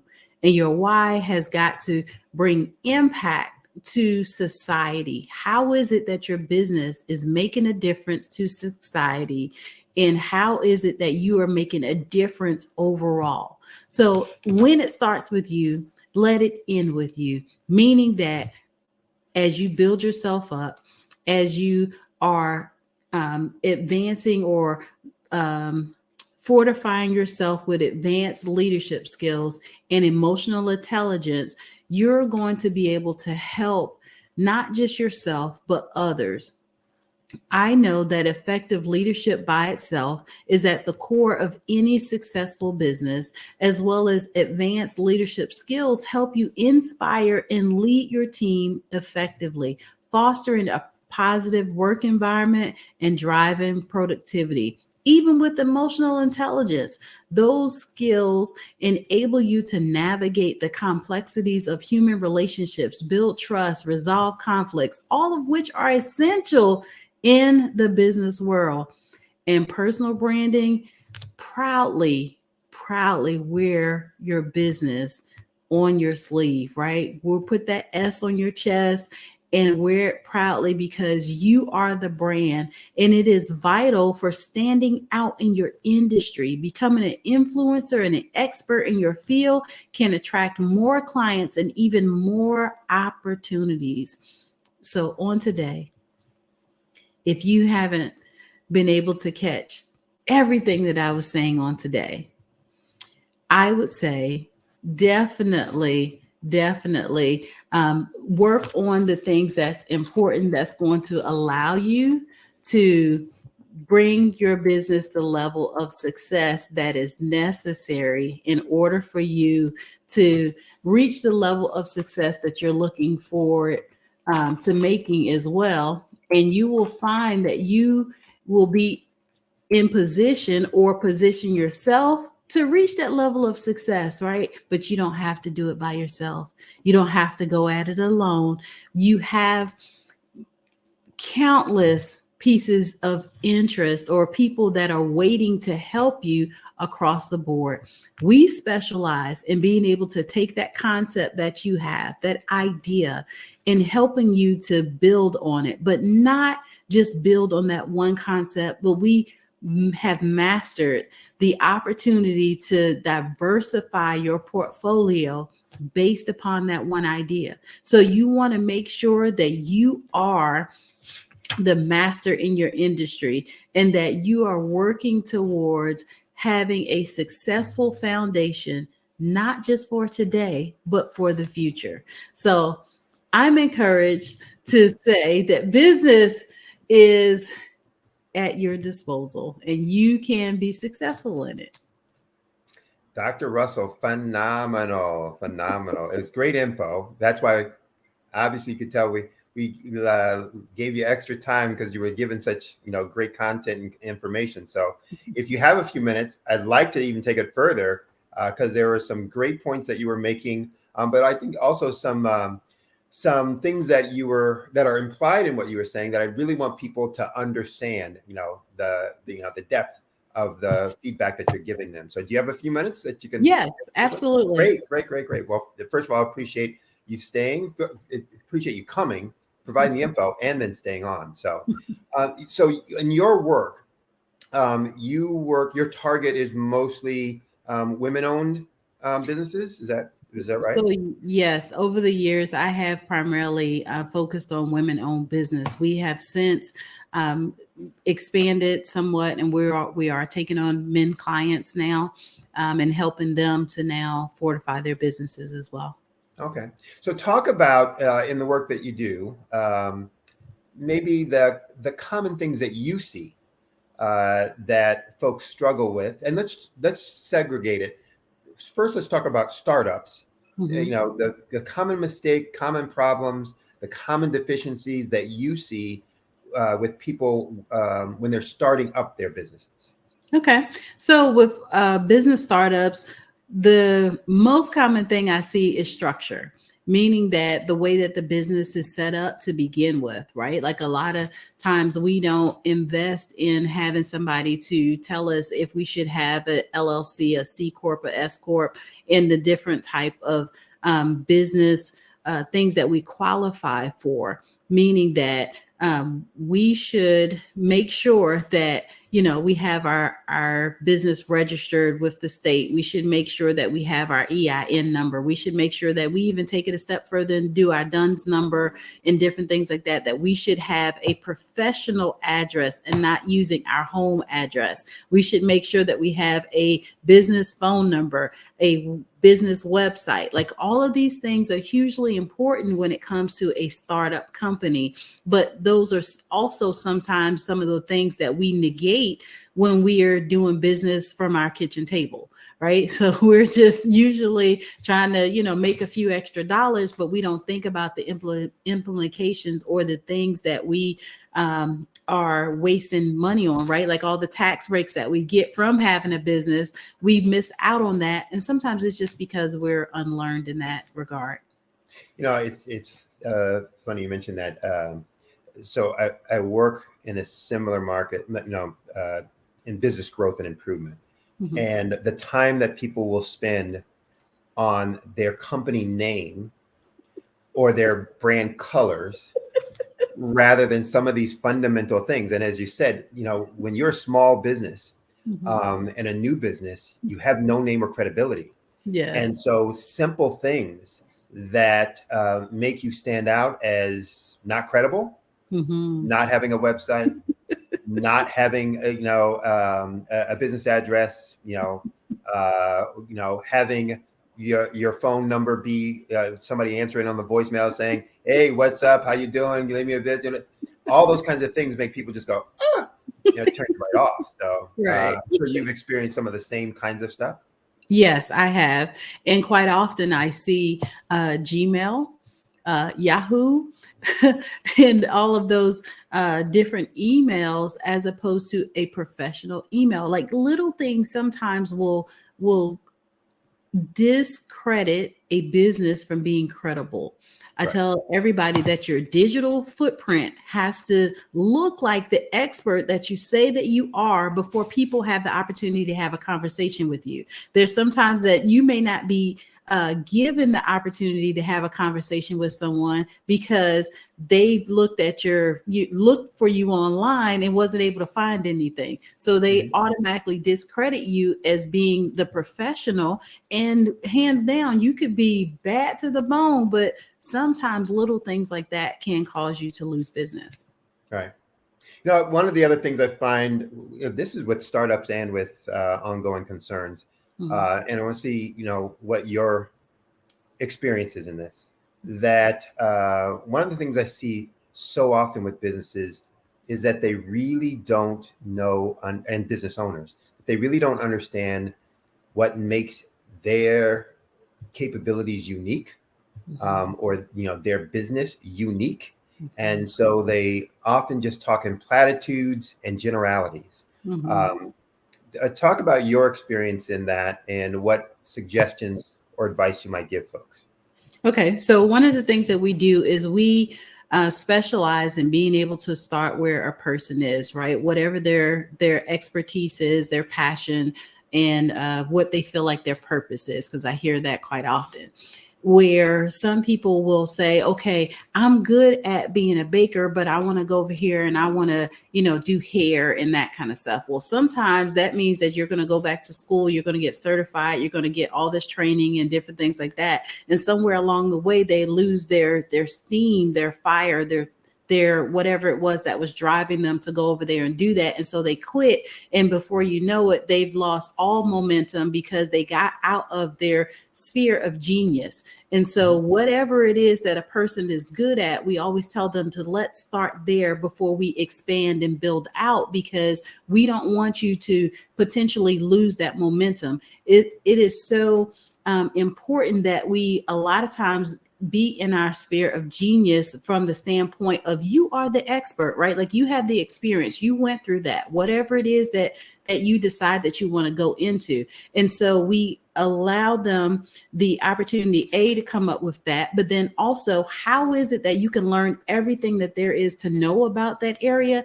which equates to how now you can create your own niche in there. You can put your own spin to it, create your own lane to it, and be a little different and edge out the competition. Right. So the example that I use is that I had the opportunity to go and speak on a platform. It was 40 other speakers. 5 of them talk about financial literacy. And when I was 39 out of 40, and when I left the stage, 80 people followed me to my table, bought every single book that I had, and signed up for my program, was 20% of them. So I will say that if you're not creating a niche, if you're not creating your own lane, then you are missing out on the opportunity for you to stand out in the crowd. Exactly. So talking about that differentiation, how are you differentiating yourself from others? I tell folks, if you're not, then what you're dooming your business to is a death spiral of competing on price. Yes. Because they're left with no other choice other than, okay, what are you going to charge? What are you going to charge? You're the lowest, you got the business. See you later, bye. Right. That's so right. it's just one of those things. And understanding, like you were giving the example of going from being, I think it was a baker, to being a hairdresser. Those things may be different, or they may be exactly the same. Meaning, if your genius is your creativity, yes, your resourcefulness, then you are using it as a baker, and you'll be using it as a hair specialist, or a hair cosmetologist, whatever. Yes. Doer.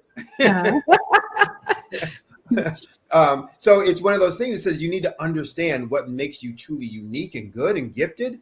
Yes. And then use that every place that you can, but also communicate that to folks. Here's what makes me unique, why you should come to me, and why I will be the one who can resolve this issue that you have if you're looking for unique, creative hairdos. If you're looking for the same old, I can do that, but that ain't my thing. That's not where my there is somebody who's probably better at that. But if you're looking for a creative, you got a special event, you got a et cetera, et cetera. Now I've created a niche for myself where I dominate. I'm the person. I'm the one who can make that happen. And people miss out on that, a lot. So talk a little bit about for ongoing businesses, those folks who've been out in business, maybe they've stagnated, reached some plateau. Maybe they're struggling to figure out how to, break out of the box, talk about the biggest issue or mistake that you see with them and dealing with them from your consulting work. Yeah, just not continuing to implement innovation in their business. So a lot of times when we've reached a level of success, it's almost like you want to put it on autopilot, press the button and just let it go. Like, no, we've constantly have to be looking for ways to edge out the competition, first of all, but then also be in on the latest things that's happening in business. We'll use artificial intelligence, for example. AI came on the market and it literally changed the game. At one point, I served as a global business intelligence analyst, which meant that I did numbers for a company from around the world. So I was really good at programming the system that I used and translations and different things like that. With that being said, AI has basically come in and it could do 10 times the work that I could do based upon how you program it.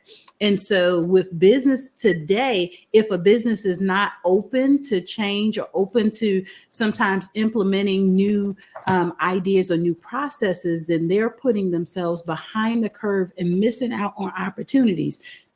AI basically has now changed the game just a little bit, where it's doing the work of 2 to 3 people in a short amount of time. So some businesses could simply use those resources from AI, right? And be able to get twice the amount of work done. But there's also other industries that are impacted with that. And I always tell people that what's happening now today that could potentially impact your business in such a way to where you could have a loss of revenue, or it could help you to increase your productivity in your business to where you can take your business to the next level. So generally it's kind of having a conversation. If a business has become stagnant in a particular area, sometimes that is the indicator to bring in an expert to now let's sit down, let's do an assessment, let's see what's going on, and then proactively put some things in place that could help the business to continue a pattern of growth. Right. I always tell folks, and especially my clients, you don't always have to know the right answer. Mm-hmm. But you have to have a process that Mm-hmm. always asks the right questions. That's Because right. if you're always asking the right questions and have a process for always asking the right questions, Mm-hmm. the answers will tell you what you do next. Right. And what questions even to ask next, and therefore what to do next, et cetera, et cetera. Right. And, so we need to create those kind of structures and processes for that. Mm-hmm. Talk a little bit, for minority-owned businesses, we often, for small minority-owned businesces, we often think, as you were saying about, formation structure, Mm-hmm. that, structure and systems and processes, we don't need that right now. We'll get to it later.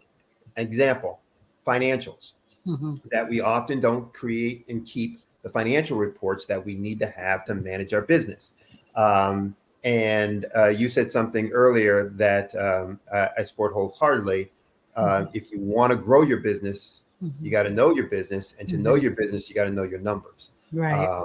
So talk about, some of the things, some of the problems that you've seen in, managing your clients and working with your clients that comes from not being abreast of what, their actual performance is, and what opportunities their business is presenting to them.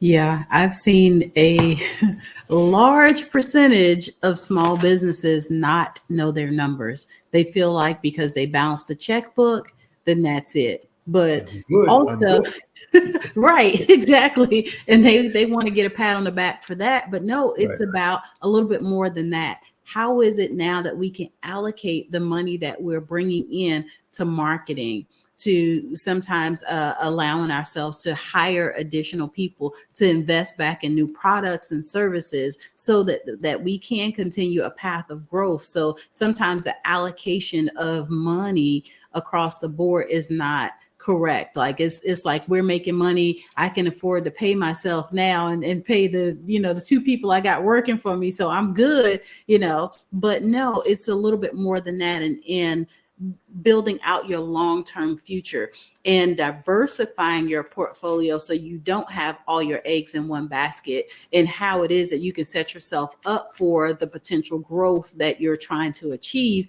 in long-term success. So knowing your numbers is the number one thing that I see a lot of businesses fail from, because they don't have a future plan in place and they don't take into consideration inflation, right? Like inflation is a real thing. And so it sometimes costs a little bit more to do business, to be in business. So knowing the numbers is key. I was talking to a client recently because they were also they were pushing back on, well, why do I need my financial report? Why do I need a P&L? I'm just small, and so I started talking to them about, look, at some point when you're growing, you're going to want some funding. Yeah. And what do you think a funder is going to ask you for? Right. What's your last 2 years financial performance and report? What are you going to use this money for? How do I know this is going to be a payback? I said, this is what your financial reports will do. It will provide you that info. It'll provide you that insight as to, here's what's been working. Here's these things, these strategies that I'm telling you are going to be great and that I need this money for. And I've already put them in place at this level. And this is what it's done for my business. Look at my financial reports. It tells me if you give me more, some funds, et cetera, I'm going to do this, which is going to make that's, the benefit and the beauty of it. So it helps you make decisions but it also helps you communicate to folks, whether it's your suppliers and vendors, whether it's your, JV partners or those you're collaborating with, or whether it's the person you're going to be asking, knocking on the door going, can I please have some money, sir? Exactly. Help you out in that. So. Exactly. Talk about, we have maybe time for just maybe 2 more questions. Okay. Talk about the biggest learning that you've gotten from, all of your entrepreneurial activities, that, if you could, and I hate doing these kind of questions for folks, but if you can narrow it down to 3 things. Okay. And you say, man, these are the 3 things that I learned most about, being in business and what it takes to be successful in business. What would it be? Yeah. We talked just a little bit about mastering your craft. The one thing that I definitely learned is that you want to know whatever it is to know about your business, because that's going to make you the expert in that field. A lot of people say that they're experts, but they don't really know the information that they know because they're not on the cutting edge of what's happening in the trends that are coming about as far as the changes in the industry. That was one of the valuable things. I am an avid learner of information. First of all, I tell people I've been in school my whole life. So I might be a little impartial, but I also believe that you should be constantly wanting to learn whatever it is to know about your business. Now, the other thing is that having a openness and readiness to change, meaning that sometimes our mindset has to be set on all the things that are working well for us and being okay with getting rid of the things that no longer serve us. And so with that, those are 2 of the things that I found that I hold near and dear to me, meaning that I'm okay with moving to the next place or moving on if a thing is not working, but not just moving on because it's the thing to do, but I have data that supports the reasons why I should potentially do that. And then also have long-term plans, meaning that it's okay to have a short-term plan, but have a long-term plan as well, that it allows you to be able to steer step your levels of success, and you can diversify a little bit better when you know kind of where it is that you're going. And back to knowing the numbers, right? Those 3 things are something that I practice regularly in making sure that now if we need to make changes, could we make those changes based upon being able to make an informed decision? I don't just do it just because it's the thing to do. I know the data behind it, as well as I know that I have the resources to be able to do that. And based upon the market trends, it says potentially that we're projected to be successful based upon these reasonings. So knowing that, being an avid person for learning, you can set yourself up for success rather than failure. I want to elaborate a little more on your conversation about mastering your craft, because I think this is something that people also, I think, misinterpret of what that is and what that isn't. So, often it's, oh, I've got 30 years experience. That doesn't mean you're a master of anything. It means you've been doing it for 30 years. That's all it means. I got this certification and so on and so on. Great, you got the certification, but it doesn't mean you mastered it, et cetera. I used to be an adjunct for about 12 years. Okay. And one of the things I talked to students about was the difference between learning from memorization and learning for concepts. That's right. And I would use the example of if a bartender versus a master mixologist. A bartender, if you ask for Long Island iced tea, will tell you gets this much of this and this much of that and this much of this and that. Someone who is a master mixologist who's mastered their craft, you can say, I want a Long Island iced tea, but I want it more tart, not. And they know exactly what to take out and how much, exactly what to put in and how much. They know what the levers are and how to tweak the levers to get exactly the result that they want. And so if you've mastered your craft, you know how to make that thing dance like it's a puppet, whatever that thing is. Hair, food, a machine, a website, you understand how to make all of the parts work together and independently to get the result that you want. And I think that's what you are kind of alluding to. And when you talk about understanding the numbers will help confirm or refute. Watch that number move when I turn this knob. See that? Watch when I do this over here. Watch what it's going to do. See that? Here's why, here's how, et cetera, et cetera. So yeah, can you elaborate on that more? No, I think that is great. Like, we get the opportunity in business to be the decision maker, right? But don't just be a decision maker and be like the master, right? Like, I make the decisions and that's the final word, right? Like, no, you want to master it from the standpoint of you have logic and reasoning behind why you're making those decisions. You mentioned being an adjunct professor. I am an adjunct for teaching Christian life coaching. So with that, that's why I take on sometimes some of the aspects of what is it that you're good with doing now here today, and how we can now diversify that and make you potentially wildly successful. So with that, I also feel like that with your example that you gave as far as being a bartender versus a mixologist, there's a distinct difference. And that's how you get to edge out the competition, because you're not just putting some stuff together and say, oh, this is how it's supposed to be. No, you learn how you can turn it up just a little bit and make it just like how you want it. That's where I quite often say that customer service, having great relationships with others, is what sometimes can help you to edge out your competition, because now you make it exactly like how they want it versus how it is supposed to be done based upon tradition. Now let's take tradition out of it. You master your craft and you know exactly what it is that your client base wants.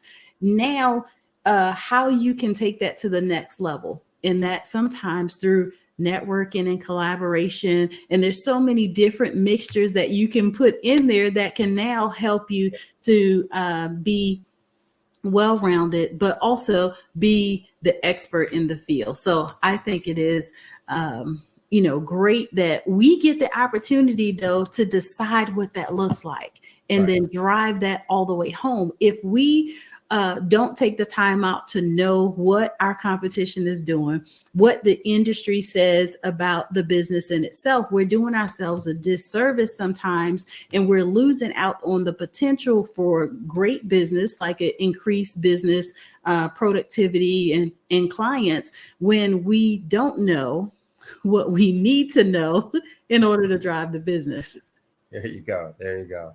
So how can folks reach out to you? What's the best way for them to reach out to you if they want to use your coaching services on the faith side, on the financial side? If they just have more questions about what you talked about here today, what's the best way for them to reach you? Yes, they can reach out to me on my website. It is drtabitharussell.com. That is Dr. DrTabatha Russell RUSSELL.com. All right.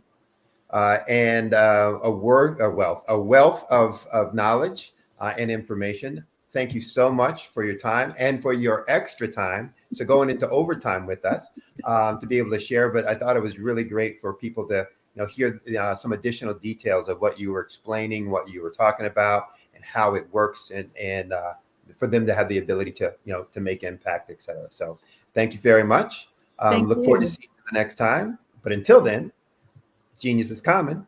I'll see you on the other side. Thank you so much. You're welcome. Great info. So again, we're going to promote the scholarship, the Black Business Expo is a fundraising activity. So we're trying to raise funds for scholarships for high school seniors going to college, or for K through 12 entrepreneurs. Because it's a fundraiser, We need all the help from you that we can get to donate. Go to the website, www.blackbusinessexpousa.com. Again, that website is www.blackbusinessexpousa.com and donate to the Scholarship Fund. You can also use the Cash App for donation. That account number is $BBX USA. Again, that's $BBX USA. Our goal is to give laptops and up to $5,000 to 10 students. So if you're a student, you can go register at the same website, www.blackbusinessexpousa.com. Remember, every dollar counts, so please donate to the Scholarship Fund. We'd also like to take time to thank our Black Business Expo USA sponsors for this month, December 2023. Those sponsors include NC 100, Moody Capital Partners, Suede Soul, Lotus Richer Coaching and Training, Carolina, Virginia Minority Supplier Development Council, Step Management, The Hello LLC, Barbara H. Smith LLC, Margie McLean Foundation, Inc., Genius is Common, Earth Essentials, 5-Star BDM Media, Milani Shani Global, the Executive Women's Success Institute, and the Quality Coaching Company, Superwoman Business Services, Creative Force Studios, Lee Entertainment, Artistic App Design, and Black Business Expo USA. Thank you for watching this afternoon. Stay tuned for more great programming. Remember, genius is common, and I'll see you on the other side.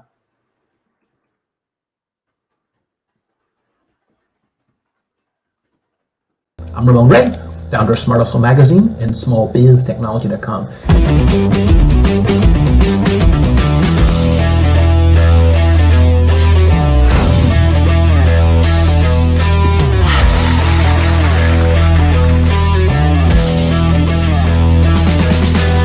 You're here today to celebrate small business success. Stand up on your feet. You rocked the house. It was amazing. Didn't we learn? For me, success comes from failure. One thing not to do is shake somebody's hand like this.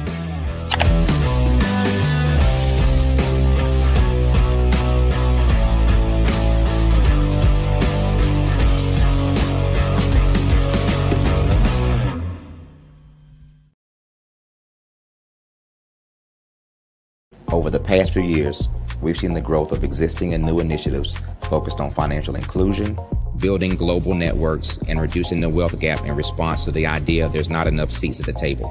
Whether their outcomes are to increase the representation of Black executives on corporate boards, ensure an inclusive global economy, or to create new U.S. African commercial pathways, the strategies are often carried out by separate programs. The question is, should they be? With the continent of Africa being home to more than half of the world's fastest growing economies, the youngest workforce, over 400 companies generating more than $1 billion annually, 700 generating more than $500 million annually that are poised for growth, and being the destination of nearly $5 billion in venture capital in 2021. Diversifying U.S. and Africa commercial engagement by building bridges between African businesses and their U.S. diaspora should begin being seen as mutually beneficial. From helping to reduce Africa's enormous capital gap to catalyzing two-way trade opportunities, the COVID-19 global pandemic hopefully has taught us that global challenges and opportunities are more interconnected than we thought. During the pandemic, African companies like Unicorn Flutterwave, insurance provider Reliance Health, ride-hailing app Yasir, and 54Gene, the continent's first bank of DNA on people of African descent, proved that when African companies have access to networks, capital, and information, they grow big, grow fast, and create solutions that are valuable to the world. This is why Be Direct was created. We are the first U.S.-based but African-centric board preparedness and board search company designed to connect U.S. Black talent and corporations to African businesses. Unique and fundamental to Be Direct's success is our process of helping board candidates adapt their experience and networks to an African context before they're connected to high-growth companies that are looking to locally and globally scale. From our focus groups with African business execs and government leaders, we don't ignore the sentiment that business is easy, but people are hard. Having a pool of board candidates with hard-to-access networks and extensive experience across the business life cycle, including successfully raising capital, is table stakes for an initiative like this. So yes, we have that. But corporate or entrepreneurial success in the U.S. does not guarantee success in Africa. Developed alongside industry partners on the continent, our training program, Be Direct Prep, is designed to transpose their experience to create cultural comfort, understanding, and a commitment to helping businesses in Africa scale. Our board governance sessions are African continental and country specific, integrated with cultural awareness and dexterity training, masterclasses led by African industry execs, and mentoring and coaching from African continental-based facilitators. But even more unique to Be Direct Prep, we cap off our training program with an immersion trip to help candidates that have not been to Africa before see and feel Africa's complexity and opportunity from African soil. We all know traditional network-based board placement has historically left a lot of us out of ever really being in the paid board pipeline. Our strategy supports the work of many great organizations that are successfully filling seats at U.S. board tables by creating more tables for those that are still left on the sideline. It's time to start seeing the role and value of U.S. Black talent and businesses on the continent of Africa differently. Old perceptions and habits limit economic inclusion. Let's transition Black talent and the African businesses they will support from the periphery of the global economy to its core. Living in a global lockdown, we all know now how fast local and global economies can change, and see the value of having businesses that hire, strengthen local value chains, and even grow globally. Status quo in any form holds back progress. We must democratize U.S.-Africa commercial engagement by socially and economically connecting cultures that have long been disconnected. It's time for Africa's U.S. diaspora to redefine their global value by helping African businesses scale continentally and globally.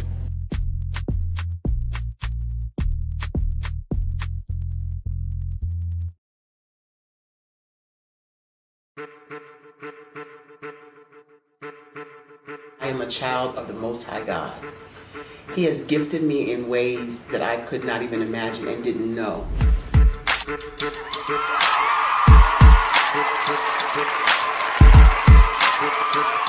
There was a time when I didn't know who I was. I listened to other people tell me who I should be, what I should do. I listened to people telling me that I should be a boutique owner, that I should be a construction manager, that I should be a laborer. Have you ever felt like you should do something else, be something else, go somewhere else, be wherever you wanted to be, and you felt like you were in a box? Anybody in the room? And you couldn't get out? Anybody in the room? And you kept trying to go and you couldn't get out? Anybody in the room? But let me tell you, you need to rock the box. Rock the box.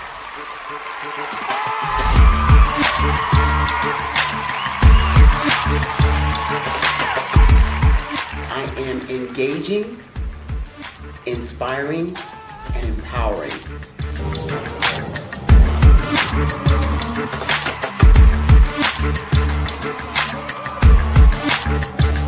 I would give you everything I know. Just by touching you, if I could, by osmosis, give you every single thing I've learned, I've gone through, I know I would. We know that's not possible, but as it is possible, I love to share information with people. Some of you out there, people have told you that you can't be, you can't have, you can't do. But I will tell you, like Kinston said, you can, you must, and you will. If it's to be, it's going to be me. You got to say it. If it's to be, it's going to be. If it's to be, it's going to be. If it's to be, it's going to be.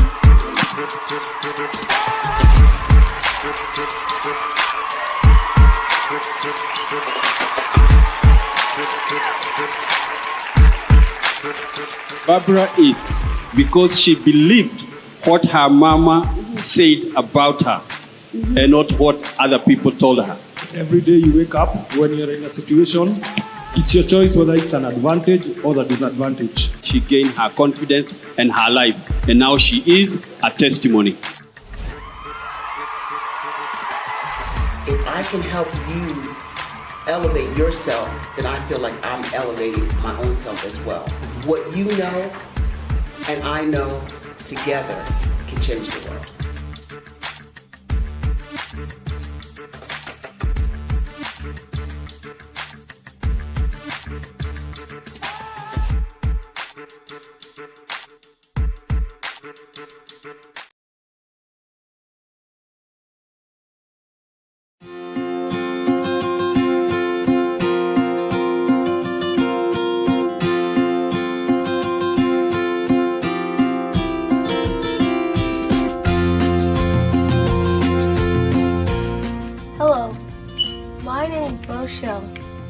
I am 11 years old, and my genius is entrepreneurship, and my genius is comedy.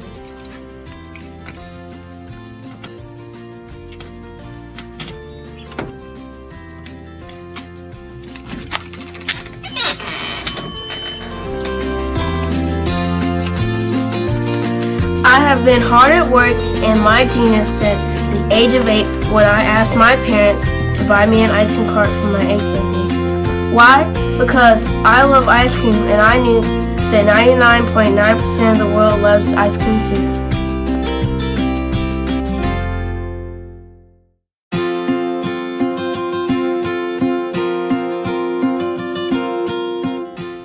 I started my business because I wanted to make my own money, give to my school's missionary, help my family, and buy my own toys.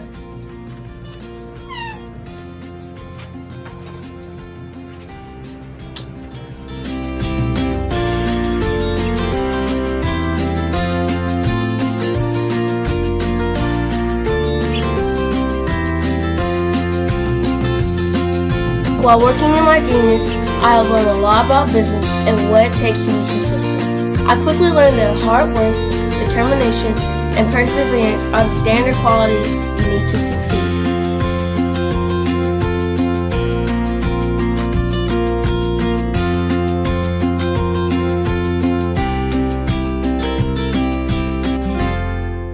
However, in my 4 years as a business owner, I have learned things that you can't learn from a book, like the true meaning of customer service. Great customer service is how you sincerely say thank you to each person who spends their money with you.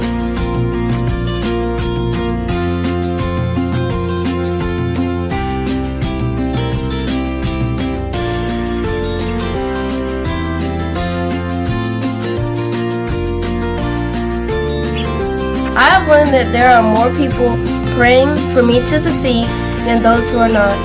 I have learned that people are always watching and are expecting great things from me. I can't imagine letting them down.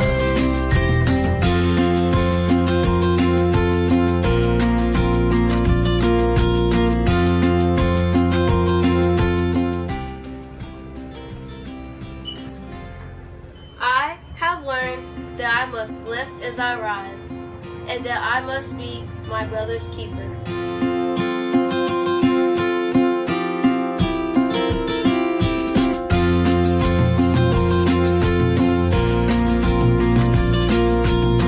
I have learned that it is very important to give back to the people, the causes, and the community where I live.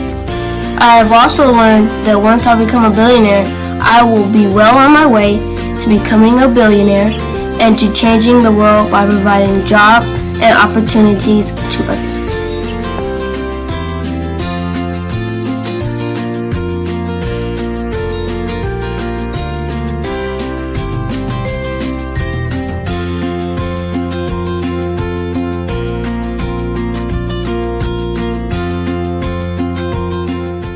I'm Boshell, the little ice cream dude, and my genius is coming.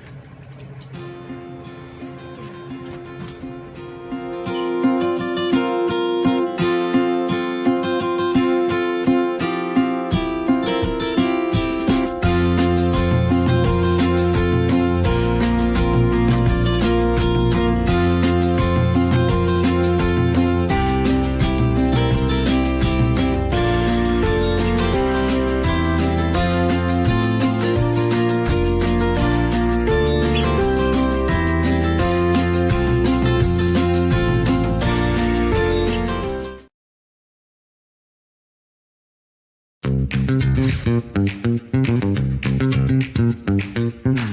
time for you to start bossing in social media. For all your social media needs, you've come to the right place at the right time to get your website designed, landing page, social media platforms, and get the training you need to get in front of the people that's ready to buy your products and services. Let me train you with StreamYard, Zoom, Clubhouse, and much more. And let me help you get your virtual professionals, not assistants, because assistants can only assist you, but the virtual professionals can give you that professional flavor that you need to expand your reach and increase your revenue. Jump on in and get in where you fit in and start bossing today.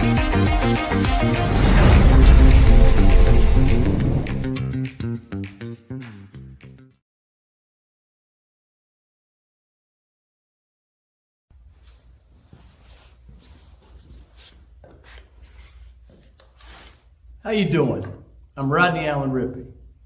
Yeah, the child actor. Well, now, leading man. Some of you might remember back in the day, the Harlem Globetrotters popcorn machine. Remember that?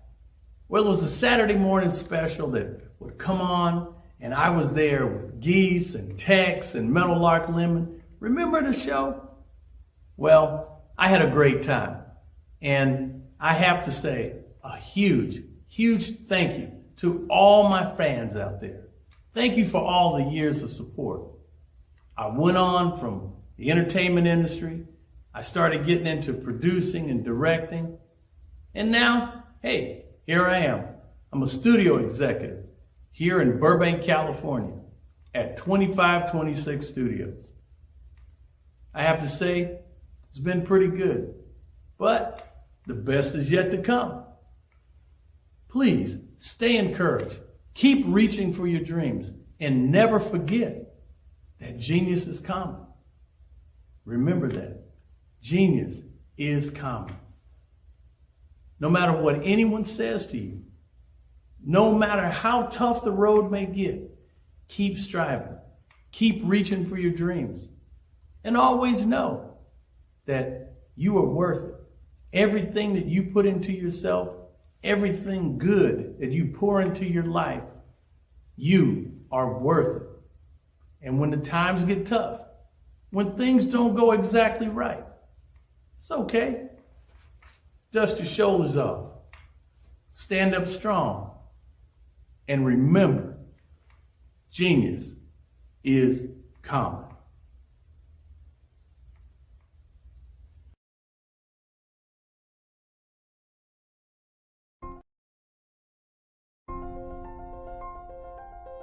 What if you could build your own city? A place where every child can find nurturing people to help them achieve their full potential. A place where every adult can access job training support. Where health education is abundant. Where social justice ruled the land. A place without limitations. Welcome. You have arrived at STEM City USA. It is what every city should be. A safe and trusted community where you find people and resources to help you become everything you are and beyond. STEM City is unlike anything you have ever experienced. It is a digital twin of the world around you, only better. STEM City is about energy and soul renewal. It is more than a digital world. You can almost feel the power of live cultural events, music, and theater. STEM City promises a better future for children with caring mentors and hands-on activities with dedicated tutors to support our youth. STEM City is your passport to a healthy lifestyle with weekly events addressing our community's many issues. STEM City is your financial well-being with helpful information on wealth management, career advancement, job training, and so much more. STEM City is the community you deserve. It is the city where your dreams can come true. STEM City USA, a place in the sky that is accessible to all who reach for the stars.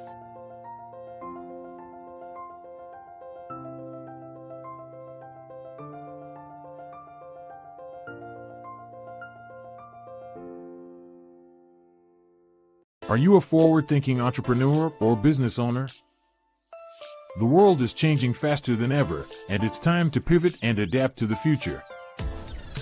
Hello LLC is here to help you do just that. Hello stands for helping enterprises leverage leading-edge optimizations.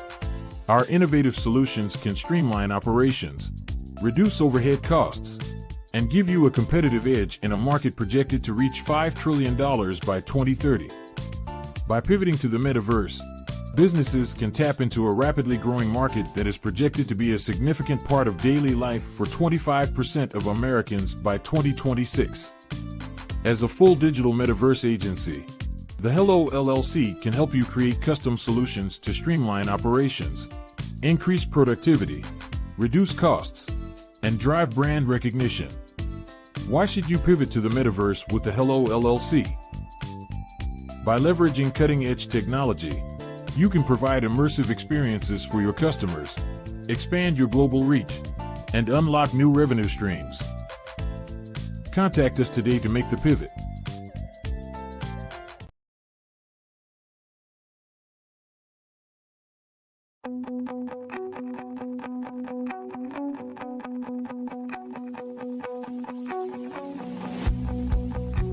I am Black Business.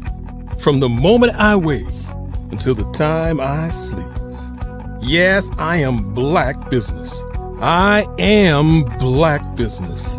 Tell me, are you Black Business? I am Black Business. Do you support Black businesses? Listen, I support Black business because I am Black Business.